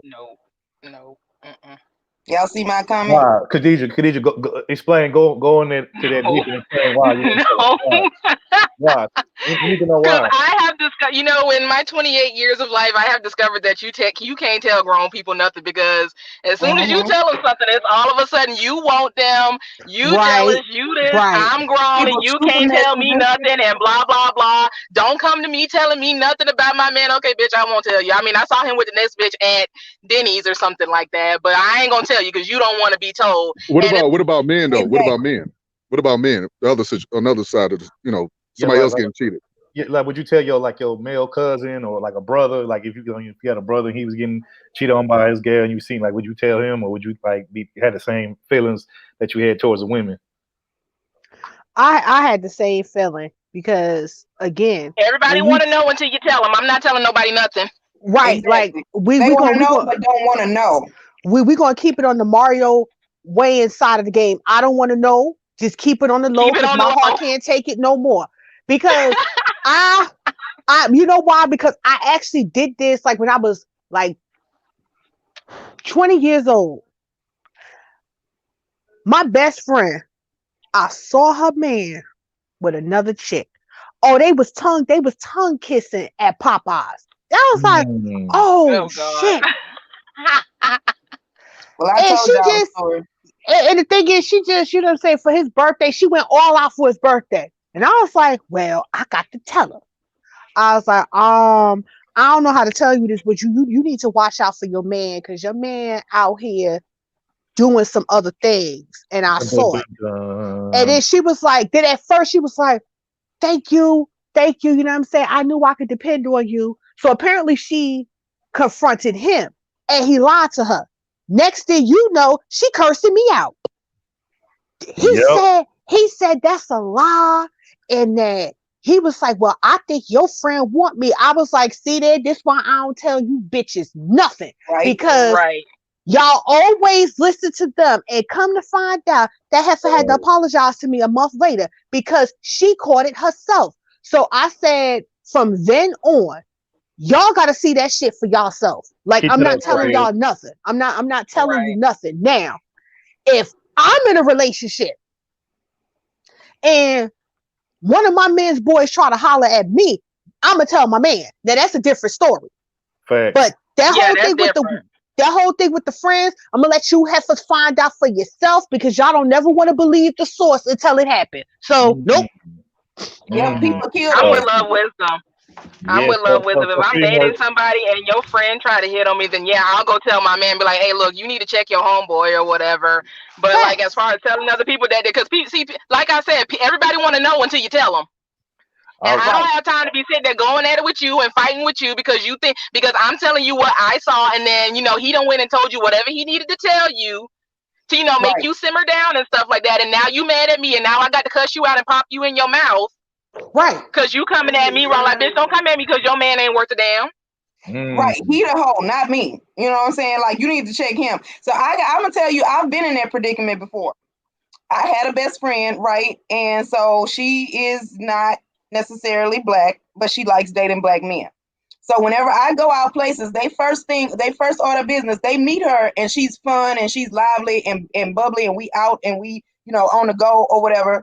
The first thing they do when they get in a relationship is want to make sure that she's not going nowhere, but then they can.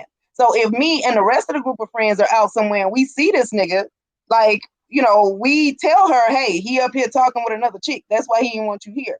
You could send her a video or either a picture of the nigga doing that, right? And guess what? If she likes him, he already know what to say to calm her down and make her stop asking him. She's not going to question him. She's not going to do nothing about it. She's just going to sit there and be angry about it. And then he knows how that if he says to cut us off, that she's going to do that if she wants to be in a relationship with him. So then that means now I'm the bad guy. And then he goes around and telling everybody how black women don't ever want to see him happy. So I stopped telling anybody anything because people shoot the messenger. Or either it's my fault for catching this nigga for doing something wrong, because whoever's doing something wrong, it's all the women's fault. It's not the man's fault ever, right? And that even comes from women. And so would I tell my male cousins? No, I would not. Because see, this is the thing, right? Like, if you are the one that tell them, they know that you knew. And so at some point, like, let's say they break up with the chick. Now they're going to assume that everything you say to them is about throwing that in their face. And I'm like, no, look, I let that go already. Like, you don't ever get to have another conversation with this person until they let it go and they make their peace with the fact that they got cheated on. So when I said that they don't want to know, but they want to know, is because they really want it was for it to not be true. Anything short of that is just going to be messed up in y'all relationship. So I'm going to act like I wasn't even there. I ain't even know. Girl, I'm just as shocked as you. For real, they did? I would have never thought that. That's where I'm at with it these days. And my thing is, like, I don't have time to sit here and argue and bicker back and forth with you for somebody you probably just about to get back with. So do what the hell you going to do. Khadijah, why we got two of you? Yeah, let me say this. I'm kind of actually shocked that all three of you women, Khadijah probably be back. y'all are in unison when it comes to y'all are all in agreement when it comes to y'all not telling because y'all either have done it before and it's went horribly wrong for y'all, and I think that goes out to shout out to Mika Bika. I think earlier she said something about you damned if you do, damned if you don't, and I agree with that. You know what I'm saying? And the thing about it is like if that's what y'all choose to do, y'all not wrong for that. You know what I'm saying? But I'll say this, me personally, I'm gonna say this. If I see like, it don't matter who it is. If it's a friend of mine, if it's a family member, I don't care what gender it is, male, female, whatever. If I see some shit going down, I'm gonna say something about it. You know what I'm saying? Good luck to you, Superman. Look, it ain't about me being Superman, but it's the fact that I would want to know if somebody was doing that to me. I would want if my woman was out there, was doing some shit behind my back, and one of my friends, a family member saw something. I would want to know, and I would want them to tell me.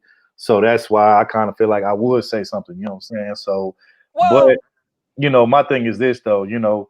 I'm gonna say something now. Whatever come with that, I'm just gonna have to deal with that. If I tell whoever it is, whether it be my homeboy, family member, whatever, male or female, and they accept that and they listening to me and they be like, "Hey, I appreciate you for that. I appreciate you for looking out, good looking out." Then cool, whatever. You know what I'm saying? That, that's what's up. But if I get the opposite reaction to that, which I have had the opposite reaction to that before, you know what I'm saying? Shout out to y'all. I've kind of had the same thing happen to me. To where it's caused, me and that person that I told.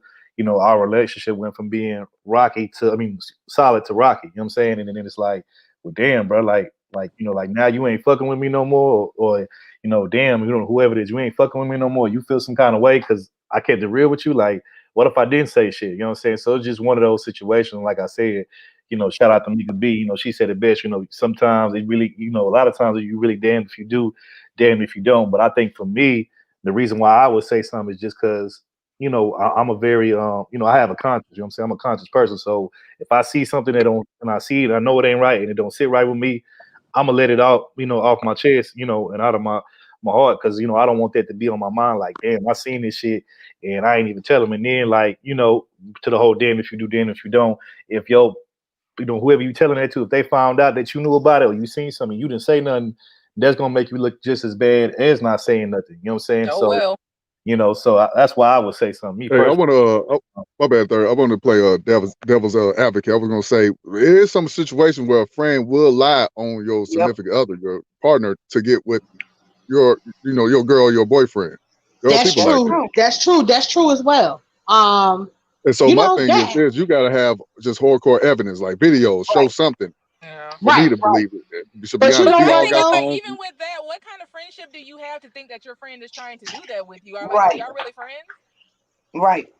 Like I said, I just seen the experience. I just seen people that have done that, So, I agree with you what you're saying, but it's like we live in a day and age. You got your phone, you can show a picture of something, bro, or sis, show something. Look, because believe they man cheating. I'm just saying. Let's think about it. If you married to somebody, let's just say you married to somebody for 3 or 4, 5 years, right? Somebody just come up to you and say, "Oh, your husband cheating on you." You mean tell you just gonna divorce him because your best friend said it? No, of course not. But it's like we also understand, like as women, we know how women can be. Like especially if you're that type of person, you telling all of your business with you and your man, especially what's going on in the bedroom, and you gonna have. Now we've all experienced this. If not all, we know someone who has experienced it. Yeah, girl. Me and my man last night, he put it on me last night. And next thing you know, so why she coming around the crib all of a sudden? She'll never come around here. And she always want to come through, and you start to see little things. So it's like we as women, we know. Like, oh nah, that bitch trying to get your man. Right. I told you stop telling all your damn business. Right. You know what I'm saying? And it's like you have women and how about the fact for a reason, use it. Well, how about the fact that if you married to somebody and y'all building a life together, if I tell you, whether you believe me or not, if I, like, let's say I tell you and I had a proof and you now know, you still ain't going nowhere if you extremely invested. So in my opinion, it's like me telling you is going to do what? Just let you know, and now you sitting there being miserable when you could just have your fantasy the way you wanted to and listen until it slaps you in the face. Like, otherwise, you could just live your life. You ain't going nowhere, no way. You know what I'm saying? Well, So like that's see, what I I'm don't glad tell you said people. that. Could you Yeah. see yourself still kicking it with that person that you know that's cheating, being deceitful, to their partner? I couldn't. I wouldn't. But see, this is the So thing. you cutting them off. I'm So you willing to basically leave. you're cutting the friendship off, and altogether. No, well, wait a minute. Who is it that you saying? Could I see myself still kicking it with the friend that Well, lied? yeah, the friend, your friend's boyfriend or girlfriend, you can't kick it with them no more because you know that they out there cheating, right? Well, if she Or gonna you, stay, then shit, she forgave him. Why I'm still mad? He ain't cheating on me. Right, ain't my No, I think what Brandon is saying is like if you don't tell, and like y'all still hanging around together, like yeah, that's what I'm saying, right? it's gonna be an awkward experience, like what you still like, oh no, I got something to do tonight. I can't hang with y'all. Right. Some stuff like that. Yes. In the beginning, until I corner him and tell him, okay, she may not leave, she may not give a fuck, but I know what you're doing, nigga, and I don't like it. Then after that, we can hang out. We can be cool because now, nigga, I put you on notice. So when you do right, I can see Topaz doing that. Yeah, I can see Topaz doing that. Right, like straight up, like nigga. I'm gonna tell Like you nigga, right now, I know what you're doing. Because Like nigga, I know what you're doing. I have done that because I was not like my friend that I was talking about. Like there was another time where I saw the dude out and she wasn't there because she had something else to do. And this was like about a different group of people that I hung out with that he also happened to know. So I did see him, and I like when I saw him come in, I just walked off. I wasn't gonna say nothing at first because everybody already tell me I'm mean, right? So I wasn't gonna say nothing. I just left. So then he came out there to follow me and was like, "Hey, how you doing?" I was like, "Nigga, I ain't talking to you. You know why?" Don't walk up to me acting like we just cool. You know exactly what I'm talking about. And then his goofy ass friend gonna be like, we ain't even on that today. No, you ain't on that. I'm telling I left already. I wasn't gonna say nothing to him. But now he coming out here directly to talk to me. That means now that we alone and ain't nobody asked you to come out here because he wasn't coming out here to talk to you. So you need to fall back. And while I tell this nigga, I know what you're doing and I don't like it. So and then once I said that, I mean, I was like, okay, now, like, as long as you know not to come over here, don't come over here telling me about the new chick. Don't come over here trying to expect me to cover nothing for you. No, you finna leave me alone. I'm busy. I was gonna say, so you won't if they invite you to the wedding, you ain't going.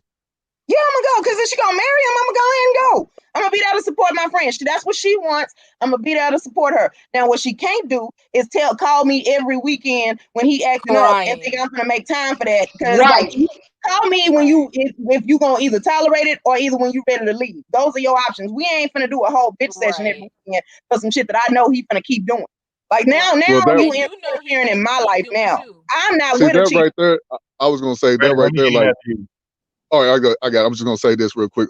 Let's just say they planning on getting married. I think like if my homeboy got cheated on by his girl, but he don't know, only me and her know what's going on. I'm gonna tell him. I got to tell him before he get married. I got to say something. I just can't let my bro walk down that aisle without knowing. I got to say something, man. I'm with you on that, Brandon. Part of my Or issue female is friend it can too. be very Female dangerous friend too. telling somebody their spouse is cheating. It can be dangerous. Because it's like you don't know how people are going to react and stuff. And I had a situation with like a friend of mine. We stopped talking because of a guy, and surprisingly, we stopped talking because of a guy again because she thought I was about to leave out my house at 2 a.m. in the morning to come and help her fight with some guy or something like that. And like she already knew what he was doing. And I'm like, look, I'm not putting myself in harm's way because see, if he put his hands on me, I'm going to have to tell my daddy. And once we go there, we going there. And I'm not about to pull my daddy off you either. So, and I'm not about to risk my dad's freedom for somebody that you're just about to get back with. So, don't call me with that. Because it's like, she doesn't really have a close relationship with her dad like that. It's like, I feel for you, but I have a close relationship with my dad. I want my dad to be free. I like having my dad around me and stuff like that. And if somebody put their hands on me, my daddy just gonna have to do what he had to do. And it's like, as a woman, there's no stopping him from that because you don't put your hands on his only girl. You don't put your hands on his baby girl.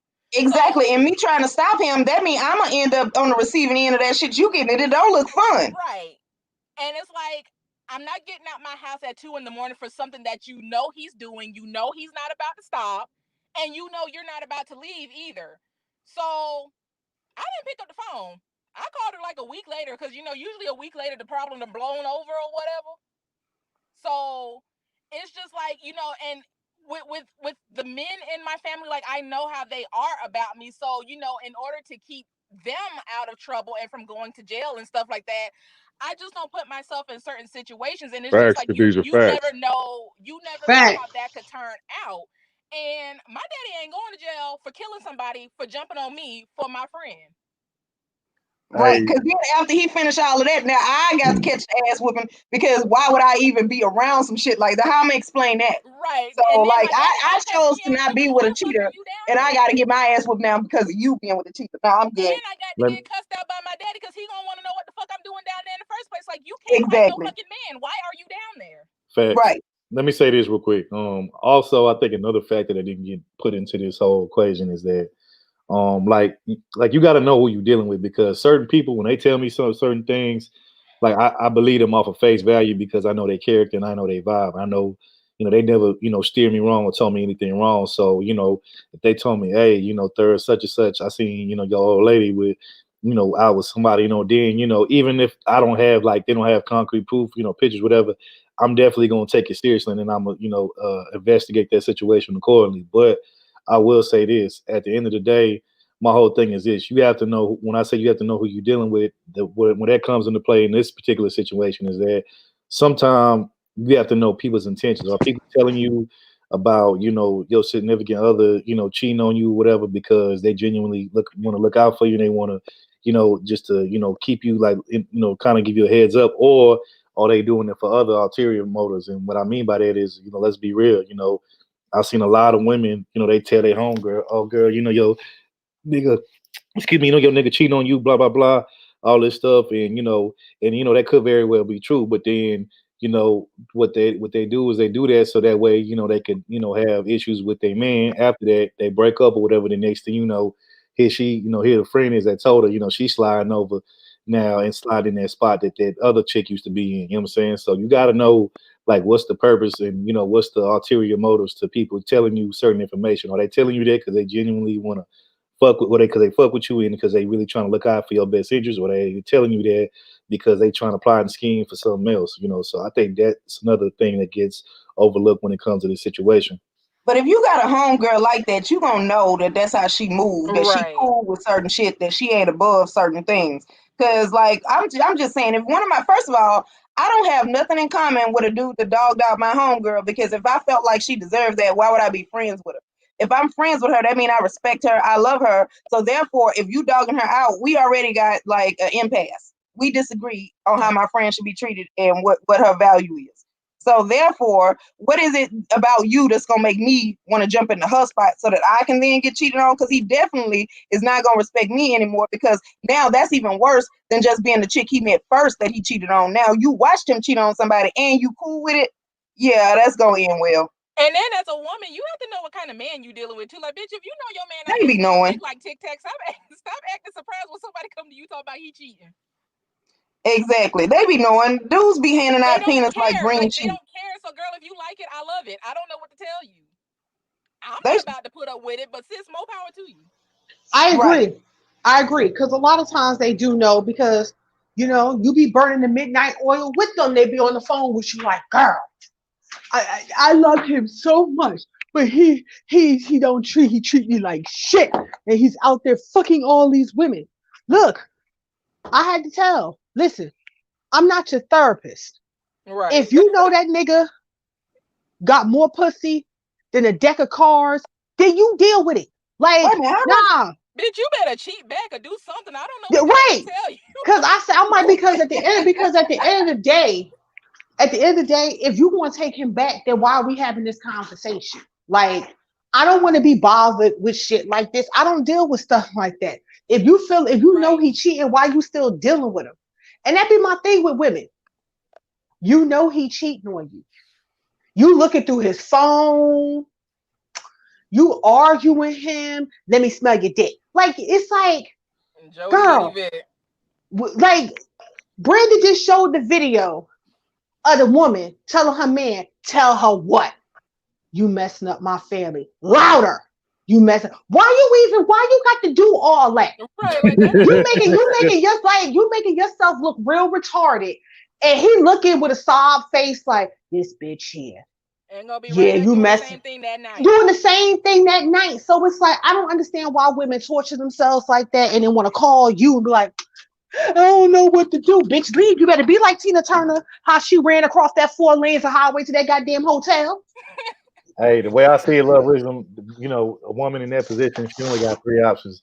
Option number one, you know what I'm saying? Like Khadijah said, even though I wouldn't recommend this, you know, if you feel like you want to be on some vindictive get back shit, hey, cheat back on them, see that'll make you feel better, even though I wouldn't recommend that.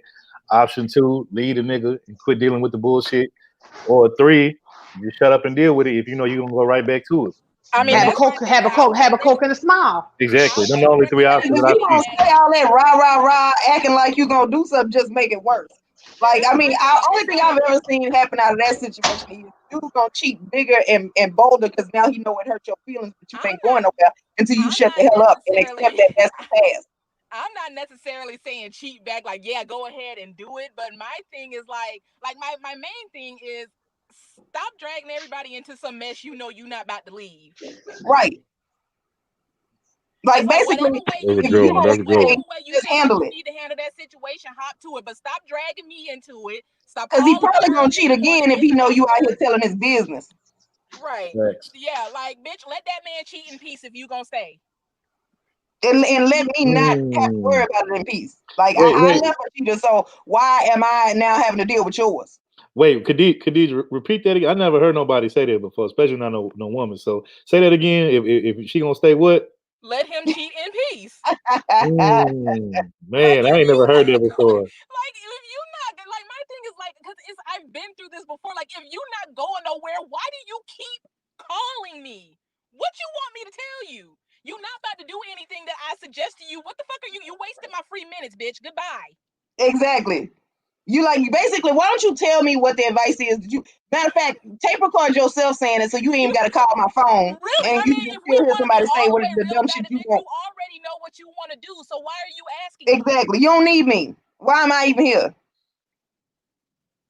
That is so annoying. I've had chicks call me, have you seen my no? First of all, I don't even watch my own dude like that. Now I'm gonna watch yours. Are you finna run that bread? I'm a PI in here. Girl, let me tell you, I'm a private investigator. I had this one chick back when I was in high school. Okay, so like I went to like a charter school or whatever, and they went to like regular school. And so her boyfriend went to the school that I went to. And so she hits me up on Facebook and like, can you keep an eye out on him and let me know if he doing anything? And it's like, bitch, the fact that you even have to do that means you already know he doing something and you just don't want to accept it. Fuck off my line. You know what I would have said? I would have been like, yeah, you know what? Matter of fact, I'm glad you brought it up because I seen him talking to my homegirl D yesterday. Right, just be messy. These nuts, bitch. Get off my phone. I'm not gonna watch this nigga for you. And it's like, and then I had this one other friend, like she was talking to this dude, but like he would basically pull a pump and dump on her, and then he wouldn't talk to her for like 2 weeks or so. And all I told her was like, look, I don't know if he's cheating on you or if he's just not that into you, but something is going on to where he's getting the pussy and he's just not calling you back or whatever. And so she was like, oh, you're just jealous because you just stopped talking to I said, okay. Oh yeah, because the women, that's what the women say. They be like, oh, you don't know what it's like to be in love. You don't know what it's like to be in a relationship. Oh, yes, I do. And bitch, but you don't. Because this ain't a relationship. Yeah, I had just stopped talking to this guy. I'm not going to go into the reasons, but I had just stopped talking to him. And she was like, oh, you're just jealous because y'all aren't talking anymore. And I was just like, okay, next time he hurt your feelings, I don't want to hear it. Cry yourself to sleep at night in peace. I don't want to hear it since I'm jealous. And it's like, I can't. Like, I do not have the emotional capacity for this. I really don't. No, the hell I don't, Third. See, that's the point. That's the opposite of what I was saying. Unless y'all gonna run that bread and I charge $2 million an hour. Because if you can't afford to pay that, then you can't afford to be watching having people watch cheating niggas. And my thing is like, bitch, I ain't even got to go nowhere to tell you that he cheating, bitch, he cheating. And my thing is like, right. You already know he cheating. Because my thing is like, you don't feel like somebody's cheating on you or doing dirty for no reason. Like, it has to be something that they're doing for you to be feeling like that, unless you're just like an insecure bitch or something like that. But other than that, like, it has to be something that they're doing. Yeah, so yeah, just stop dragging me into your mess 2021, damn it. Right. Good job, Khadijah. So no, I'm not about about to tell nobody nothing. I'm not, because that's my whole thing. Everybody want to know until you tell them. Bitch, you're not about to sit here and get no damn attitude with me because I'm gonna see red and beat your ass. And it's just like I don't have time. I do not have time for this. Hey, Topaz, do me a favor. Do me two favors. One favor. Could you mod up Darth Low? Because he always been supportive of us. Yeah, he do be over here showing support and acting up in the chat. Mod All up right. Darth Low for us, and then also, will you highlight my comment that I made? The one that's right above Brandon's. Okay, so where the hell is Brandon? It's 8:05. Oh, you talking about no? Listen, and this one. Go. Okay, listen. If y'all running that bread, then all right. I sure will watch them niggas because it's gonna require me to be paid and my bills being taken care of for me to give a fuck about a nigga you fucking. Topaz presents Undercover Private Eye Investigating Trifling Niggas Cheaters Edition. Looking ass. Yeah, I know it, but it's gonna be a pretty penny too. It costs. Mm-hmm. There ain't nothing in life for free. Doing nothing because bitch, everybody know your man cheating, but you for some reason. She know. She just needs somebody outside of her to say it. If that's the case, look in the mirror. Now it's two people saying it. Mm-hmm. Brandon, you get blamed for everything. Yeah. Because Brandon be doing stuff. It's like yeah. It's Memphis' fault. It's always Memphis' fault. Yeah, like when in doubt, blame Memphis. They be over there doing something that we just ain't caught yet. So but I agree. They still out here doing shit even though they quarantine. Topaz, I don't know what's going on. Somebody keep opening the gates. Real quick, let me give it update on the cash apps real quick. So okay. let me give a shout out to Love Wisdom. We appreciate you for the cash app and the support, and we appreciate you for coming up on the panel. Giving your take as always. We appreciate you. More than welcome to come whenever you feel like it. So we appreciate you for giving your take on it. But let me say this. Yeah, I will say this. I think there was really shit ain't shit. Anyway, y'all ain't shit. But nah, I say this. I don't think there was really no wrong answer here that were wrong or right answer to this particular topic of mine. You just I would say do whatever you feel is the best thing to do. For me, I gotta say something just because it ain't gonna sit well with me if I see somebody of mine that a homeboy of mine, family member of mine getting cheated on, and I care about them and I fuck with them that kind of way. Like I gotta say something, whether that jeopardize my relationship with that individual. You know what I'm saying? Whether they stop fucking with me or not. Like, hey man, it is what it is. I just gotta deal with whatever come with that. You know what I'm saying? But so I don't think, like I said, I don't think there's no right or wrong answer. I think everybody's deals with it the best way they can or whatever they see is best. But I will say, y'all never lied when y'all said, it's one of these, this is like a touchy kind of subject and situation where it could go either way. You could tell somebody and they could really listen to what you got to say and be like, hey, thank you, appreciate it, and and do what's necessary. Or they could go the other way with it and they might get offended, even though you ain't saying nothing to them to really like hurt them. You're trying to help them, but because they don't want to come to terms with that situation, they don't want to face the reality of it. They'll flip out on you. So it's a gamble either way. But all I'm gonna say is just make the best decision for whatever you feel like is best for you in that situation. You know what I'm saying? And whatever come with that just comes with that. So it is what it is. And you're right, because that's why I chose. Is what's better for me is not having to take time out my day to listen to you bitch and complain and not leave, or either you blame me and now I gotta get bail money together to get out of jail. Like it causes a lot of trying problems. to get me out my house at 2 a.m. and I got to work and shit. Like, girl, bye. Right, like, see, and no. you just finna go back, girl. Please, if you don't call Richland County and go on about your business. Yep. So facts. Y'all ready to wrap this one up? Yeah, man. Shit, we can wrap it up, man. Shit, that's pretty much all we have for today, man. We appreciate y'all for coming out. As always, it's always a pleasure. Like I say, we try to, mix it up for y'all, try to give y'all different topics every week, and we try to keep it drama free, sucker free over here. So, we just appreciate y'all for coming. And to answer Jana C's real question, she said, what do y'all think about meeting someone online? We'll do a topic for that. Yeah, all I'm gonna say is, if you're gonna do that, just make sure you build a rapport with them, over the phone before you meet somebody online, because that shit happens, especially in this day and age.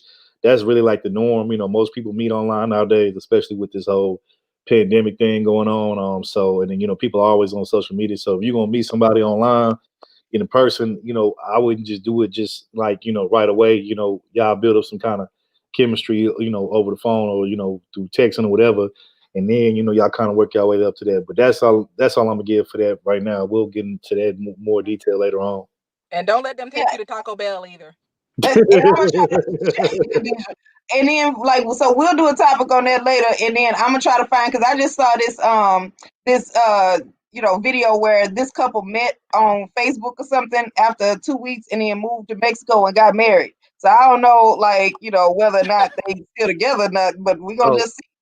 Tope, I hate to put you on the spot, but I gotta do with you. You remember the promise you made earlier. I noticed you ain't do it this string. You know what time it is. You gotta for your male fans. You gotta cam up. No, okay, well then you know what? But then you gonna do it too, and I cam up every week. I cam up every week. Yeah, you gonna do it again because you ain't got nothing else to do. I cam up every week. And anyway, I accidentally cammed up when I was trying to get that video for Brandon. Why you gotta say my name? Why you gotta say my name in this? I ain't got nothing to do with y'all. Every time somebody is acting up with you, if something go wrong. If it wasn't for me, you wouldn't know you was cammed up. I had to let you. Hey, sis, you cammed up. I know you made amends. I can't even get a thank you. Thank you, Brandon. You helped me out. You did get a thank you. I'm proud That's of you all for I taking need. That's all I need. correcting something that you caused.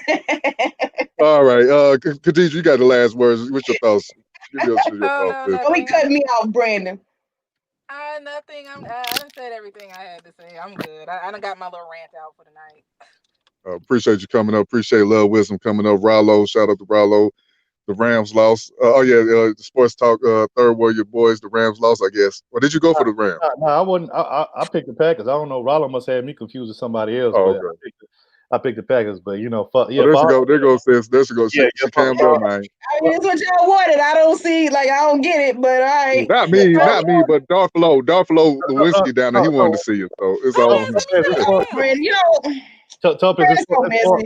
for our male supporters and subscribers. You got to sometimes when people support, you got to give back. You know what I'm saying? Okay, so if I'm helping the male supporters and you helping the women supporters, who Brandon gonna help? Khadijah. Came up for Khadijah, Brandon. Came up for Khadijah. Came up for Khadijah. So she know it's real. Brandon, you ain't shit. Brandon, you ain't shit, bro. You ain't shit. See that I told y'all he mean to me. I see. Brandon, you ain't gotta act like that. Why you like this? Oh, stop! Y'all talking about bitches is insecure and all this. You won't tell your friends they getting cheated on. Y'all mean out here in the streets. I see. But no, see, I understand what they got to do. Deflection. He always deflecting. Brandon, why you but hey, but this was a dope show. All right. This was a dope show, y'all. I appreciate everybody coming through, supporting the team, man. Much love to everybody coming through on the Saturday. Real quick before we get out, let me give a last shout out to She, bro. We appreciate you for the cash app, dog. We appreciate you.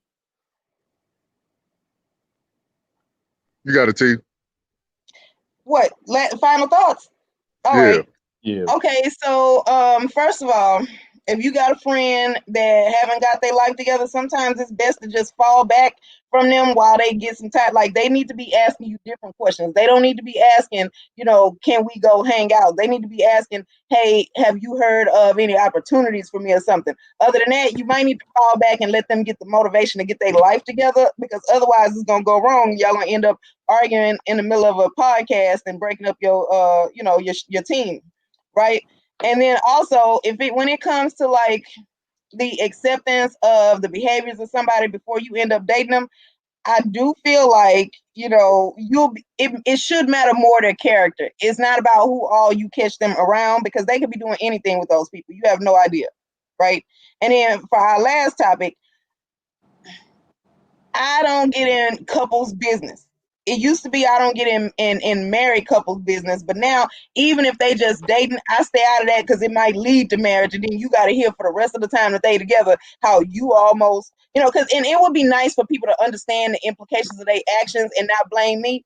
But let's be real, we don't have an enlightened enough society where people are going to accept their responsibility. He's not going to say, or she's not going to say, oh, I was cheating, so yeah, I understood the way you told. They're going to make sure that you're out of the way, because then that way they can put it all behind them and not fix anything. So if you have some friends or whatever that are getting cheated on that are enlightened and they understand what it is that you was trying to do, then cool. But if, from what I can tell, the majority of the world does not operate like that, even though they know they should. It's always an afterthought. So in order to keep my life together, not have to do with no stupid arguments, I just don't say nothing, and they don't know that I know because I wasn't even there. Cheating, I'm shocked. I can't believe people do that. So therefore, we can avoid that whole conversation. Do me a favor, real quick, up one more favor. Mod up Tampa Supreme for me just came in. He always coming through showing love. Shout out to Tampa Supreme in the building. Mod okay. Also, real quick before we get up out of here, let me say appreciate you for the Cash App, Janice C. We appreciate you. Always coming through and donate whenever you can. We appreciate the love and support. And again, like I said, we appreciate everybody that always comes out every week. All the familiar faces. Everybody that comes through. Supports the channel, hits the Cash App. We appreciate y'all. And like I said, we just try to give y'all something new, something fresh every week. We try to give y'all like a cool, kind of laid back environment. And it's not about drama or mess over here. You know what I'm saying? But at the same time, we can get a little, we do a little fuckery every now and then here on this channel. But it's not nothing that's a lot of. Yeah, exactly. You know what I'm saying? So but we appreciate y'all for coming through, supporting each and every week, and definitely stay tuned. And we'll definitely catch y'all on the next one. Bye, y'all. Have a great weekend.